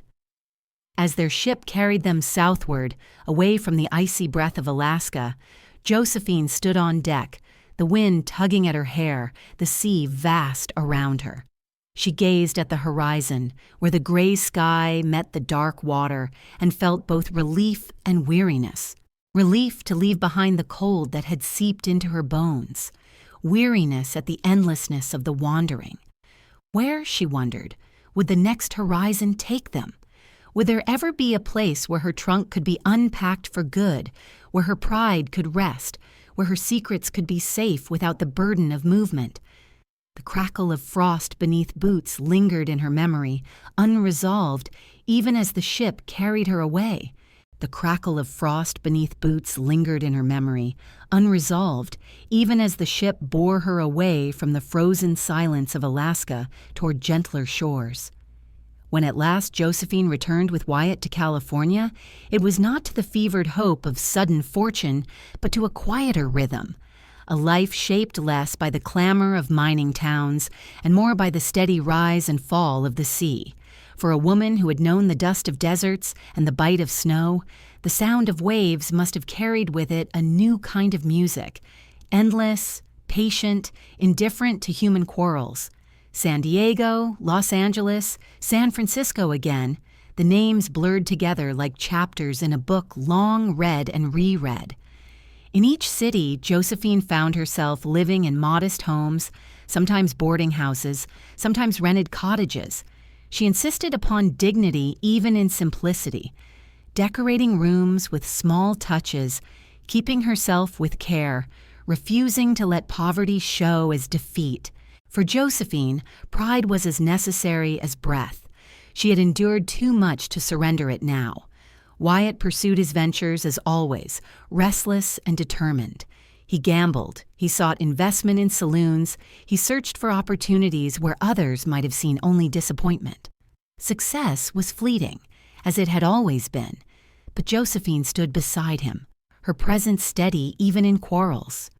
She may have grown weary of his unending pursuit of fortune, weary of the way hope bloomed and withered with each scheme, yet she knew him too well to expect anything else. To change Wyatt would have been to change the very core of who he was. For Josephine, the Pacific became the quiet companion she had long craved. Each day its tides whispered to her, carrying her thoughts far from the noise of towns. Standing at the edge of the shore, she felt the spray on her face, the salt in her hair, and perhaps she found in those waves a kind of reflection. Unlike the desert, which preserved silence with a stern and ancient hand, the ocean offered her the sound of constant change. The waves arrived and retreated, always the same, yet never the same twice. In their rhythm, Josephine felt time's passage, gentle but unrelenting. Their life was quieter, yet not without struggle. Money was always uncertain, and Josephine quarreled with Wyatt over his ventures, his silence, his refusal to give up the chase. Their arguments echoed even in the small rooms of rented houses, sharp words followed by silences heavy as stone. Yet as before, the quarrels did not break them. The tides carried the anger away. just as the desert wind had before, leaving only the stubborn bond that endured. To neighbors and acquaintances, Josephine was remembered as proud, elegant, quick-tempered. She dressed carefully even when money was scarce, her hair kept neat, her manner refined. She guarded her privacy, offering little of herself to others, preferring to remain mysterious. Some admired her, others judged her harshly. But Josephine did not live for their approval. She had long since learned that dignity was a gift she gave herself, not something granted by others. As years passed, the quiet of California began to shape her days more than the fever of frontier towns had. The restless wandering lessened, though it never ended entirely. There were still moves, still ventures, still disappointments. But the rhythm of the ocean steadied her. She walked its shores, watched its sunsets, let its endless horizon remind her that life was more than the narrow streets of Brooklyn, more than the gunfire of Tombstone, more than the frozen hardships of Alaska. Life was vast, and though she guarded her own story closely, she lived within that vastness with a kind of fierce endurance.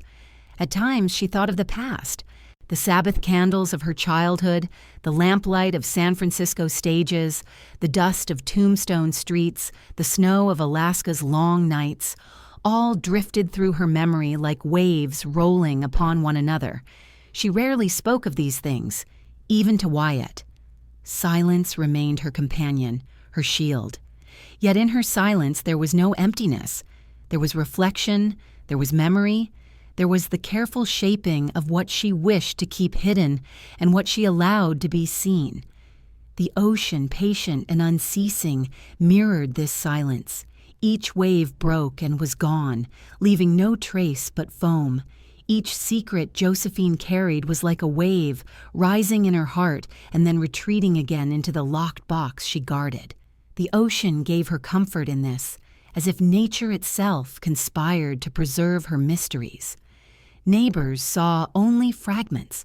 They saw a woman who kept to herself, who quarreled fiercely with her companion, who insisted upon respect. They did not see the weight of memory she carried, nor the locked box of secrets she refused to open. They did not hear the questions she asked herself when she stood alone at the water's edge, gazing out at the horizon. Was this the life she had longed for when she left Brooklyn? Had she found freedom, or had freedom proven itself a mirage, forever shifting just beyond her reach?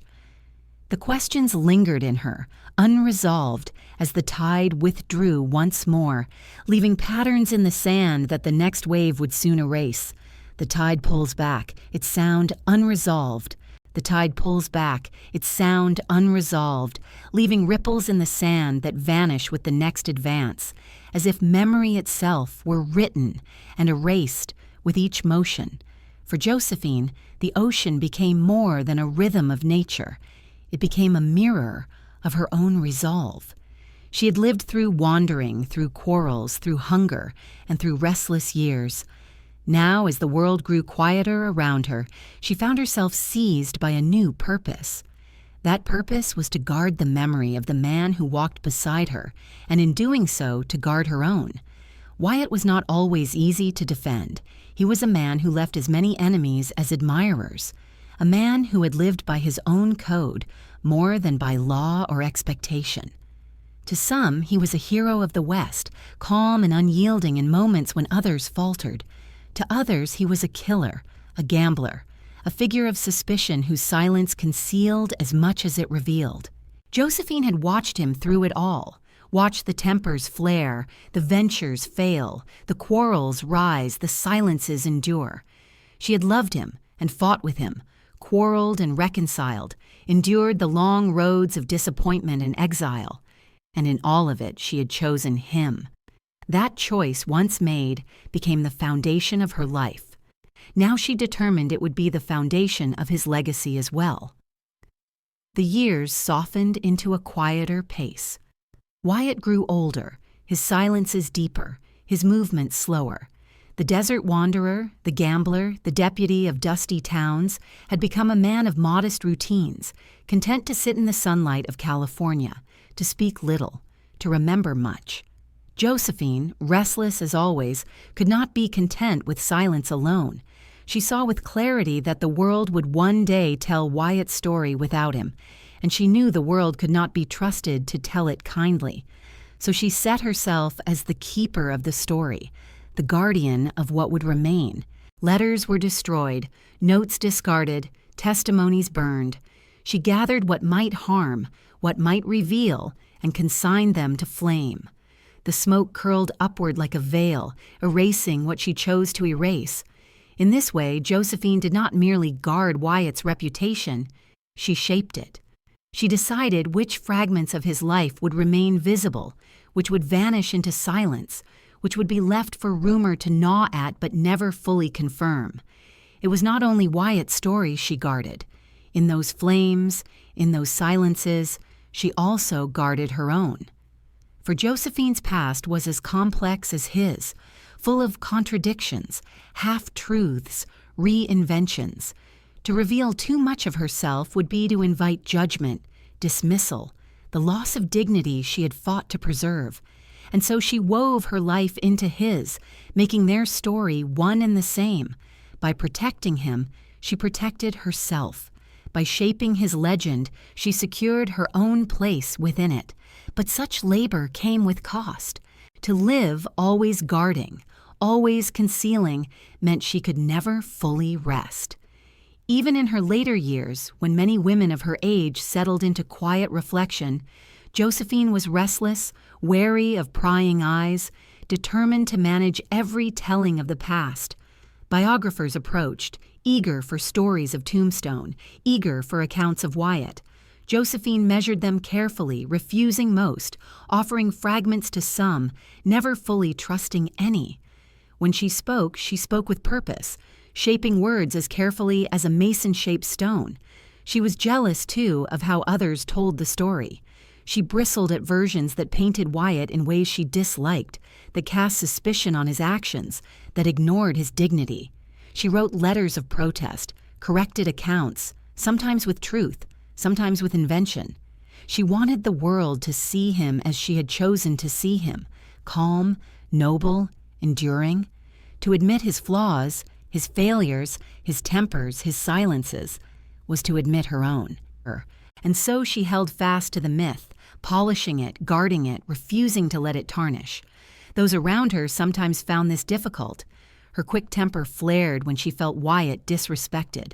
Her pride sharpened when others dared to suggest that history might remember him differently. But Josephine would not bend. She had lived too long, endured too much, to surrender now. If memory was a battlefield, she would fight upon it until her last breath. And yet, in quiet moments, perhaps she wondered. Sitting alone, listening to the ocean, watching the tide erase its own traces, did she question what truth remained beneath her careful guarding?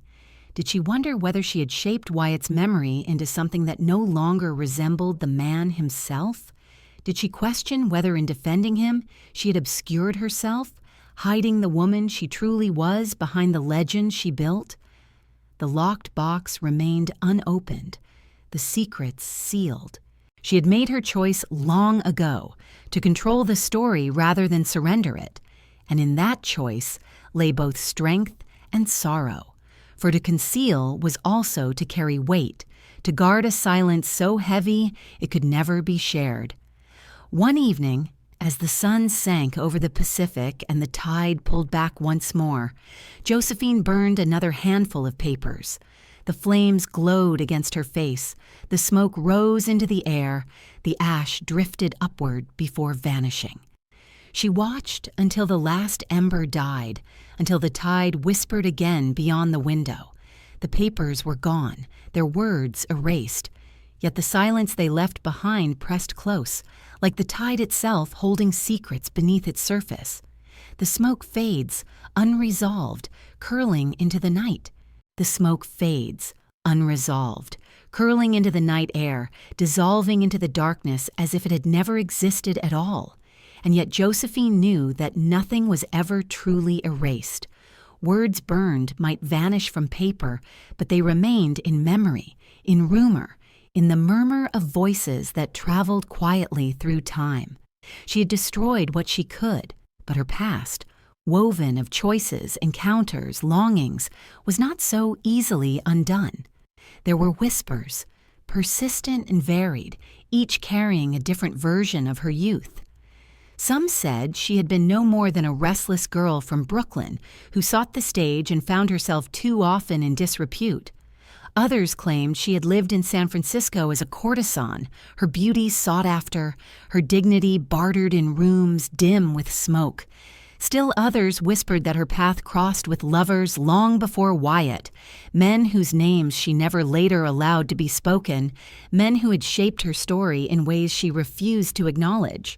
Josephine herself spoke little of these things, and when she did, her words were contradictory, shifting like the tide, impossible to pin down. One moment she would hint at innocence, another at experiences that belied the image she sought to preserve. She seemed at times to enjoy the ambiguity, as though mystery itself were a garment she wore, keeping others at bay, keeping her true self hidden even from those closest to her.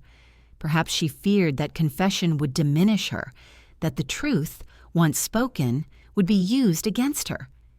She had lived too long in a world where women were judged harshly, where a single misstep could brand a reputation forever. Better to remain silent. Better to let whispers tire themselves out. Better to leave questions unanswered. In silence she retained power.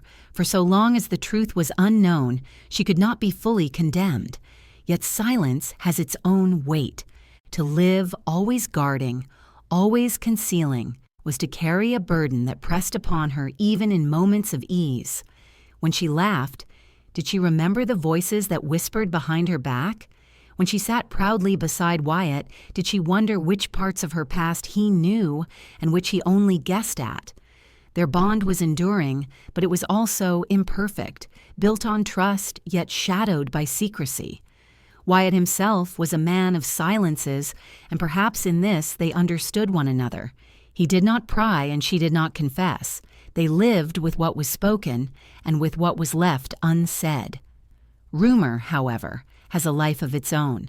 It moves like smoke through narrow alleys, clings to fabric, drifts into rooms even when windows are shut. Josephine could not control what others said of her, only what she allowed them to know, and so she kept her box of secrets sealed, her story half told, her past half erased. In doing so, she left behind a legacy that would forever remain ambiguous, a woman remembered as much for her silence as for her words. And yet, one cannot help but wonder what truths she carried in her heart. Was she, as some claimed, entangled in scandal before Tombstone, her beauty drawing men into quarrels that left marks on the town's history? Was she, as others said, a performer who sought only to dance and to survive, her name unfairly tarnished by rumor? Or was she, perhaps both, innocent and scandalous, bold and vulnerable, free and yet constrained by the very freedom she sought? The ambiguity itself became part of her identity. She was Josephine, the woman who refused to be fully known, who walked proudly even when shadows clung to her, who allowed rumor to surround her, but never allowed it to define her. In this way, she shaped herself not only as Wyatt's companion, but as a figure of mystery, a woman who could not be wholly possessed by history. There were evenings in her later years when Josephine sat alone, the sound of the ocean drifting faintly through the window, her eyes fixed upon the dark horizon. In those moments, perhaps she spoke silently to the girl she had once been, the restless daughter in Brooklyn, the dreamer of San Francisco stages, the young woman who had stepped into the dust of Tombstone. Perhaps she asked herself whether that girl would recognize the woman she had become, or whether the many masks she had worn had obscured the face beneath entirely. She guarded those reflections as fiercely as she guarded Wyatt's memory. No biographer, no neighbor, no friend was allowed to enter fully into her inner life. The locked box remained locked. The smoke of destroyed letters lingered only in imagination, and the whispers, though they clung, were never answered. It is tempting for those who look back to demand answers, to insist upon truth, where Josephine offered only silence. But perhaps in her silence there was more honesty than in confession. For truth itself is never simple. It is layered, tangled, colored by memory and by need. Josephine understood this deeply. She knew that to confess fully was to surrender control, and control was something she could never bear to lose. So she left her story half-veiled, her past half-revealed. She became, in essence, both herself and her legend, both the woman she was and the woman she allowed others to imagine. In that duality lay her strength, her sorrow, and her lasting mystery. One night, as she watched the flame consume another scrap of paper, Josephine held the ash between her fingers, dark and weightless. It scattered with the faintest breath, vanishing into nothing. She let it fall, her eyes following as it disappeared. The ash was gone, but the memory of what it had been clung to her still. The ash drifts away, unresolved. The ash drifts away, unresolved, scattering into the still air until it is no longer visible, leaving behind only the faint scent of smoke that clings to the walls. For Josephine, life too began to drift into this state of impermanence, shadows of days rising and vanishing, years passing with a quiet inevitability. The wandering had slowed, the pursuits of fortune had dwindled. She and Wyatt lived now in Los Angeles, in modest rooms not far from the sea, their days less restless, their nights quieter. The man who had walked through the dust of Tombstone, who had faced the storm of the OK Corral, who had pursued ventures from desert to frozen north, was growing old. His silences deepened, his step grew slower, his hands more weary. Josephine watched him with the same sharp eyes that had always sought to read beneath appearances. She saw the way he carried age, not with complaint, but with the same calmness that had marked him all his life. Wyatt did not speak often of the past, nor did he seem to dwell on the fame that lingered around his name. He moved through each day as if it were simply another to endure with steadiness, as he had endured all the others. Yet Josephine knew what loomed before them. She knew the silence that would one day be left when his presence was gone. The day came quietly, without the thunder of gunfire or the drama of history. In January of 1929, Wyatt Earp died in Los Angeles at the age of 80.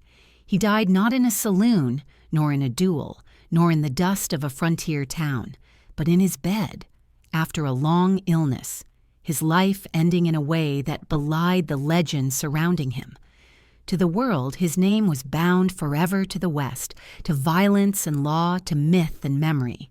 To Josephine, his death was the loss of the man who had steadied her silences, who had endured her tempers, who had walked beside her through quarrels and exiles, through deserts and oceans, through a lifetime of impermanence. In the days that followed, the house seemed unbearably still. The chair where he had sat creaked in memory when she glanced at it. The sound of his slow footsteps was absent from the halls.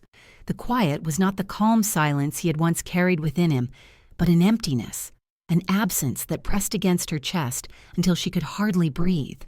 Josephine, who had guarded her pride through so many trials, felt herself exposed now, unshielded, bereft. Grief for her was not loud. She did not collapse before neighbors, nor did she surrender herself to public displays. She carried her mourning as she carried everything, privately, fiercely, with the same pride that had always defined her. Yet those who saw her in those days remembered a woman diminished, her fire dimmed by loss, her eyes heavy with a sadness she could not conceal. For Josephine, who had shaped her life around Wyatt, who had bound her story to his, widowhood was not only loneliness, it was disorientation. Without him, who was she? She arranged for his cremation, an act rare in those days, and she kept his ashes with her, unwilling to part with him even in death. The urn became part of her home, a silent presence in rooms too empty. She guarded it as she had guarded his memory in life, refusing to allow others control over what remained of him. In this, too, she revealed her determination. If she could not keep him beside her, she would at least keep the story of him within her grasp. Yet grief has a way of reshaping even the strongest spirit. Josephine, who had long been fiery, sharp, unyielding, found herself subdued. Quarrels no longer had purpose. Tempers no longer had meaning. Without Wyatt, there was no one against whom her pride could strike sparks, no silence against which her own could rest. The rhythms of companionship so long endured, so long quarrelsome and loyal, had ceased. In their absence, life felt flat, hollow. Still she endured. Josephine had always endured.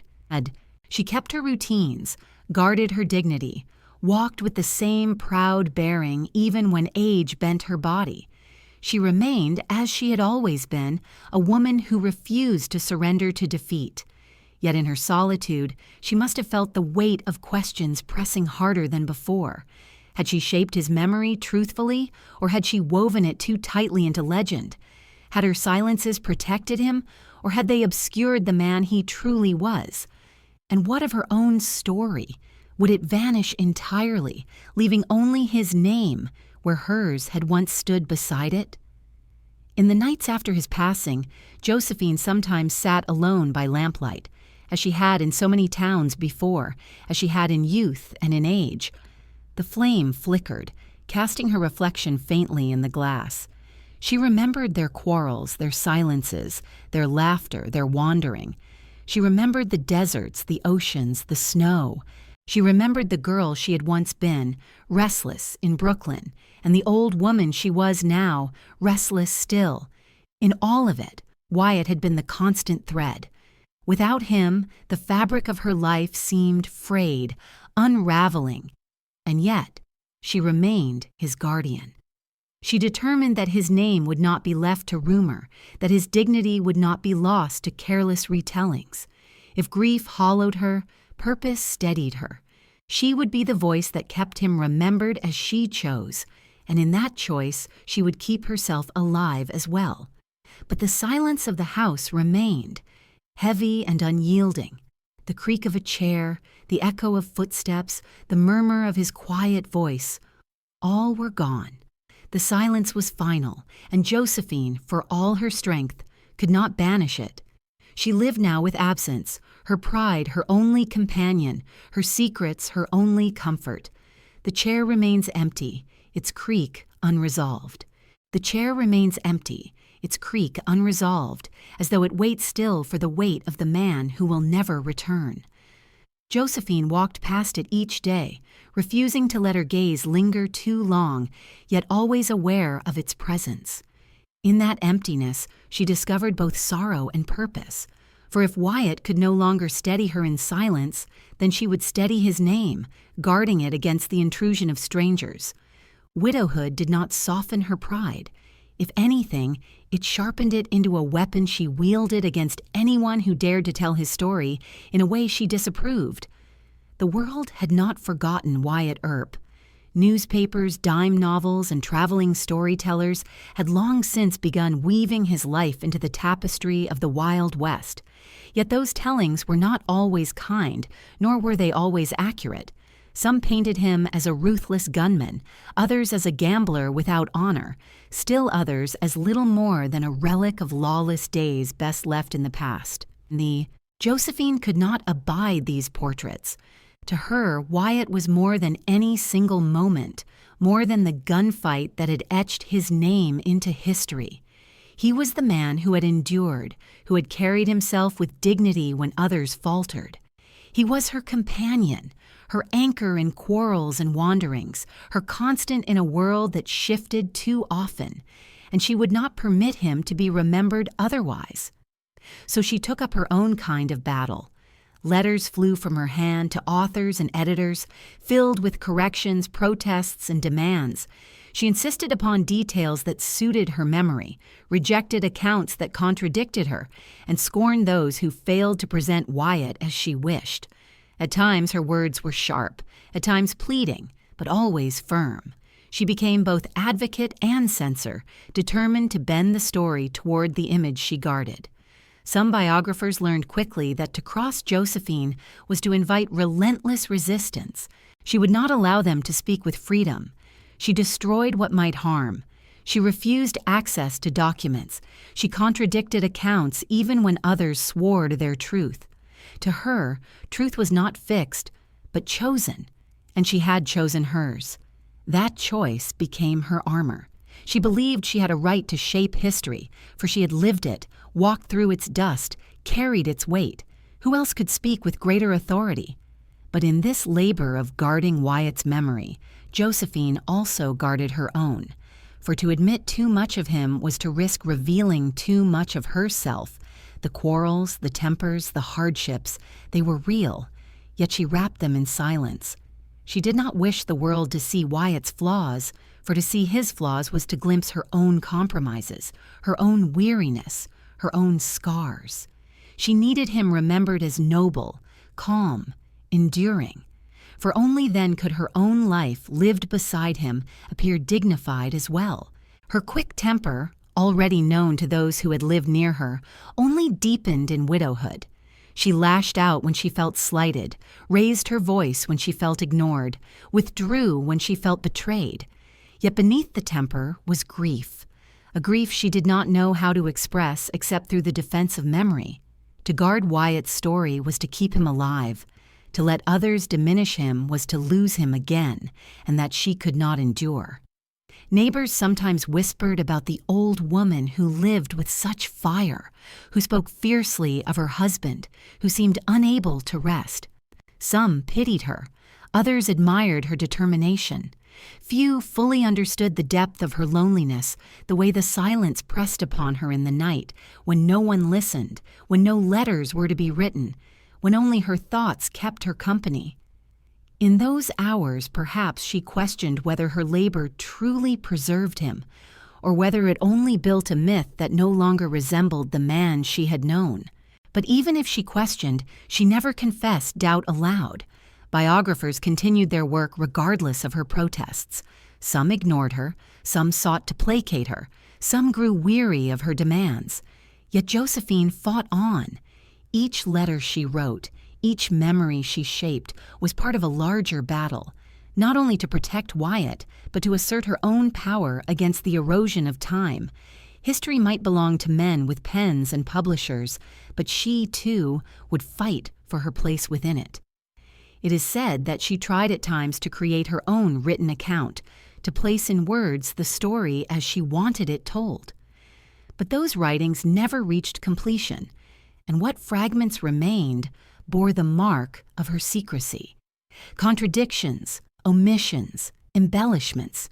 Perhaps she feared that once written, the story would no longer be hers to control. Perhaps she understood that silence, paradoxically, preserved more power than words. For silence could not be disproved, it could not be stolen, it could not betray her. And so Josephine lived her widowhood as she had lived her life, proud, secretive, fiery, loyal. She fought with biographers as once she had quarreled with Wyatt, fiercely and without compromise. She guarded her locked box of truths, refusing to let it be opened. She lived with grief, but she turned that grief into defiance, into a refusal to let memory slip from her grasp. One evening, long after yet another quarrel with an author who had displeased her, Josephine sat alone in her small room. The lamplight burned low, her hands rested in her lap, her eyes gazed at the urn that held Wyatt's ashes. She thought of all the words written about him, all the versions told, all the stories she had fought to control. The urn remained silent, indifferent to her battles, holding within it only what could never be spoken again. She watched it as though it might answer, but it gave her only silence. The pen lay beside her, its ink drying, its purpose unresolved. The pen lay beside her, its ink drying, its purpose unresolved, as if even the act of writing had grown weary of her struggle. Josephine stared at it, then turned her eyes once more to the urn that stood silent and unchanging. Outside her window, Los Angeles stretched with its growing streets, its lights brighter each year, its noise less and less like the frontier she had once known. The city was transforming, but Josephine remained caught between two worlds, one alive only in memory and legend, the other pressing upon her with the restless movement of modernity. In those years she was an old woman, her dark hair now silver, her sharp eyes softened but not diminished. She walked more slowly, her figure bent slightly by age, yet she carried herself still with the pride that had marked her from girlhood. To neighbors, she was a curious presence, a woman who seemed out of place, living not in the rhythm of the new city but in the shadows of the past. Few of them knew the fullness of her story. Fewer still understood the depth of her determination to remain the guardian of a name. The Old West, as the world called it, was already beginning to fade into myth. Motion pictures flickered on screens. Dime novels still spun their tales. New storytellers emerged who spoke of Wyatt and his brothers, of Tombstone and its gunfight, of legends fashioned from dust and blood. Josephine watched with both fascination and fury to see strangers, men she had never known, shape the memory of her life's companion was unbearable. She corrected them when she could, argued when she must, withdrew when her protests went unheard. Yet no matter how fiercely she fought, the myth continued to grow, larger and more distant from the man she had lived beside. Her widowhood stretched into years, and loneliness pressed upon her. She lived in boarding houses and modest apartments, moving as she always had, never fully rooted, never fully at rest. Friends came and went, some offering companionship, others drifting away. She quarreled with many, for her temper had not softened with age, and her pride still demanded dignity even when her circumstances were reduced. Yet she also found moments of quiet reflection, times when she allowed herself to sit by a window and simply watch the world pass by, the sounds of the city mingling with memories of deserts, of oceans, of snow. The whispers of the Old West surrounded her, though not always kindly. She heard herself spoken of in half-truths, remembered in fragments, her past still cloaked in rumor. Some painted her as the loyal widow, others as the jealous guardian of a legend, still others as a woman whose life was more scandal than virtue. Josephine listened but did not answer. Silence had long been her shield, and she would not surrender it now. Better to let them wonder, better to let the mystery remain, better to let the locked box stay sealed until time itself consumed it. And yet there were evenings when her silence was not enough. When the sun sank low and the city grew quiet, Josephine sometimes allowed her thoughts to drift backward. She remembered Brooklyn, the narrow streets of her childhood. She remembered San Francisco, the stage lights flickering on painted faces. She remembered Tombstone, the dust rising with gunfire, the calm presence of Wyatt in the storm. She remembered Alaska, the crunch of frost beneath her feet, the darkness of northern nights. Each memory rose like a tide, lingered for a moment, and then receded again, leaving her alone in the quiet of her room. These reflections were not confessions. She did not write them, did not share them. They lived only within her, unspoken, guarded. To reveal them would be to risk her control, and Josephine had built her life upon control. But in the solitude of her later years, perhaps she allowed herself to feel the weight of all she had hidden. Secrets, once locked away, do not vanish. They press against the heart until it grows heavy. Still, she endured. She had always endured. The years marked her body but did not break her spirit. She remained proud, fiery, independent, even when age and poverty threatened to strip those qualities away. She quarreled with landlords, argued with neighbors, refused charity, demanded respect. She was, to the very end, Josephine, the woman who refused to bend, who refused to be defined by anyone but herself. There were days when she sat outside, the California sun warm upon her face, the air carrying faint scents of the desert beyond the city. In those moments, she felt once more the vastness of the land that had shaped her. The desert was never far, even in the heart of the city. It lingered in the dry wind, in the wide horizon, in the silence that settled when evening fell. And in that desert silence, Josephine found the same reflection she had always known: endurance, secrecy, pride, and the mystery of a life that could never be fully told. At sunset, when the sky blazed with gold and crimson, she sometimes whispered questions into the fading light. Would history remember Wyatt as she had shaped him, or as others chose to tell? Would her own name vanish into shadow, leaving only his? Would the secrets she had carried be buried forever, or would they rise one day like dust unsettled by the wind? The sky did not answer, the tide did not speak. The desert gave her only its silence. The horizon burned with light, then faded into dusk. The questions lingered, unresolved. The horizon burned with light, then faded into dusk. The questions lingered, unresolved, carried away with the sun into the gathering night. For Josephine, the days that followed grew quieter still. Age pressed upon her with its slow and steady weight.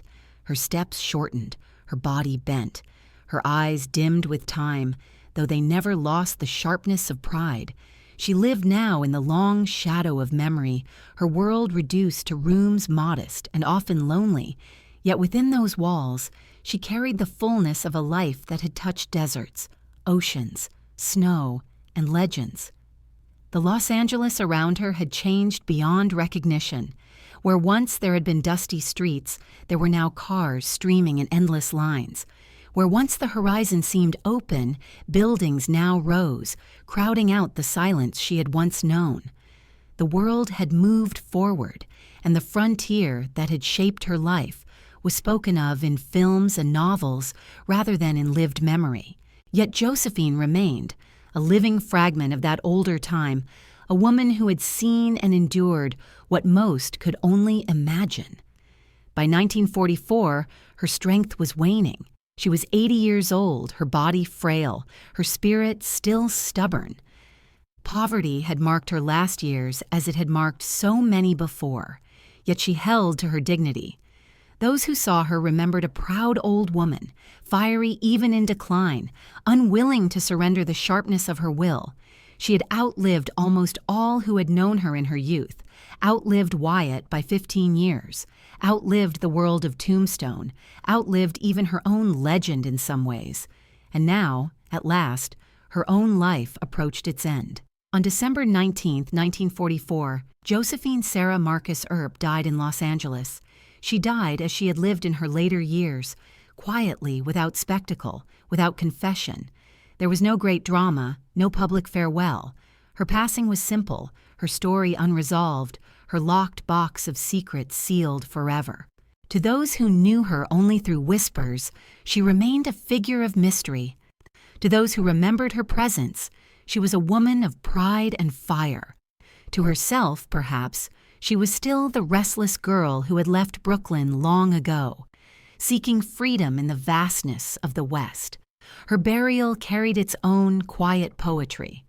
Though she had kept Wyatt's ashes close for years, she too was laid to rest near him in Colma, California, their names joined in stone as they had been in life. For nearly half a century they had walked together, quarreled, endured, wandered, loved, and fought. Their lives had been shaped by exile and by legend, by secrecy and by endurance. And in the end, death did what life had so often resisted. It bound them in stillness side by side. The grave itself is modest, unassuming compared to the magnitude of the myths that swirl around their names. Visitors who find it may be surprised by its simplicity, by the quiet dignity of stone weathered by years. Yet perhaps such modesty is fitting. For all their quarrels, all their wanderings, all their attempts to shape memory, Josephine and Wyatt were in the end not myths but people, flawed, enduring, proud, secretive, bound by love and by will. Josephine's death closed a chapter that had stretched across continents and deserts, across decades of change, yet it did not resolve the questions she had left behind. What truths lay within the years she never spoke of? What stories vanished with the letters she destroyed, the confessions she withheld, the silences she guarded? Did she protect Wyatt's legacy, or did she shape it into something unrecognizable? Did she live the freedom she once sought, or did her freedom become another kind of captivity? These questions remain unanswered, for Josephine never offered her own verdict. In this way, her life reflects the very essence of the frontier itself: vast, restless, uncertain, a place of myth as much as of reality. Just as the desert keeps its secrets beneath layers of dust, just as the ocean conceals its depths beneath shifting waves, so Josephine kept her life hidden, allowing only fragments to be seen. She understood better than most that history remembers not only what is spoken, but what is withheld. By choosing silence, she chose her own kind of immortality, for silence invites endless speculation, and speculation ensures one is never forgotten. At her grave, the California air moves gently among the stones, carrying with it the faint scent of earth and ocean. The names carved in granite stand together: Josephine and Wyatt, the woman and the man, the guardian and the legend. Travelers pause there, some to honor, some to wonder, some simply to feel the weight of history pressing faintly in the silence. They leave flowers or stones or nothing at all, yet the presence of the place lingers. For Josephine's life cannot be told apart from Wyatt's, nor can Wyatt's legend be told without Josephine's hand upon it. She was not merely the woman beside him, she was the keeper of his name, the shaper of his story, the guardian of his dignity, the silencer of his flaws. And in guarding him, she ensured her own memory, half hidden, half revealed, bound forever to his. The desert silence, the ocean tide, the drifting ash, all gather at her grave, unresolved, whispering of a life both ordinary and extraordinary, a life lived behind a veil, a life that shaped a legend even as it concealed itself. The stone rests quiet, unresolved. The stone rests quiet, unresolved, weathered by years, touched by wind and rain, surrounded by the silence of those who have come and gone. Beneath it lies the woman who once walked through dust and snow, who once danced in lamplight and quarreled in small rooms, who once guarded with jealous pride the memory of a man she loved and fought in equal measure. Josephine Sarah Marcus Earp, whose life began in a crowded house in Brooklyn and ended in a modest room in Los Angeles, remains in death what she was in life, a figure half hidden, half revealed, standing both within and beyond the legend she helped to shape. To speak of Josephine is to speak also of Wyatt, for their names are bound together, their stories interwoven. Yet to see her only as his companion is to miss the deeper truth. She was not merely the shadow at his side, not merely the keeper of his ashes, not merely the defender of his name. She was the restless girl who left home against all expectations, the young woman who sought freedom upon stages and in frontier towns, the wanderer who endured hunger and disappointment, the widow who refused to let the world forget. She was, above all, a woman who chose to guard her own story even by concealing it, who understood that silence can shape memory as powerfully as speech. Her life leaves us with questions more than answers. Did she find the freedom she sought when she left Brooklyn, or did her wanderings bind her to new forms of captivity? Did she shape Wyatt's memory into truth, or into myth, or into some uncertain place between the two? Did she hide her past out of shame, or out of a fierce desire to keep something of herself untouched by the world's judgment? We cannot know. She never told us. She chose to let silence carry those truths away, just as the tide carries traces from the shore, just as the desert wind erases footsteps by morning. And perhaps it is fitting. For the frontier itself was never fully knowable, never fully tamed.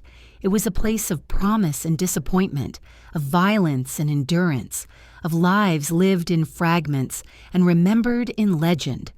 Josephine embodied that same spirit. She was not fixed, not easily defined. She was freedom and constraint, pride and vulnerability, guardian and creator, silence and fire. In her, the contradictions of the West live on. In the quiet of evening, when the desert sun sinks and the horizon burns with fading light, one might imagine her walking once more through the dust of Tombstone, her head held high, her eyes fierce, her heart restless. One might imagine her sitting beside Wyatt in silence, the quarrels forgotten, the companionship enduring. One might imagine her alone, gazing out at the ocean, the locked box of her secrets heavy within her, knowing she would never open it, knowing that in leaving it closed, she had given herself a strange kind of immortality. For legends are not built only upon gunfire and deeds. They are built also upon the silences that surround them, upon the questions left unanswered, upon the mysteries that linger when truth is withheld. Josephine understood this instinctively. She made herself both visible and invisible, both present and absent, both central and concealed. In doing so, she ensured that she would never be forgotten, even if she was never fully known. And so her story drifts still, like ash carried upon air, like waves breaking upon a shore, like dust swirling over desert ground. It drifts through books and films, through stories told at gravesides, through whispers exchanged between those who still wonder who she truly was. It drifts into the hearts of those who see in her not only a companion of legend, but a figure of strength and secrecy. A woman who chose her own path even when it left her wandering, who defended her dignity even when the world sought to strip it away. In the end, Josephine Marcus Earp remains a paradox, an open question carved into the silence of history. She is both the woman who stood fiercely by a man of legend and the woman who shaped that legend in silence. She is both a restless girl who fled Brooklyn and an old widow who clung to ashes in Los Angeles. She is both known and unknown, both fact and myth, both truth and memory.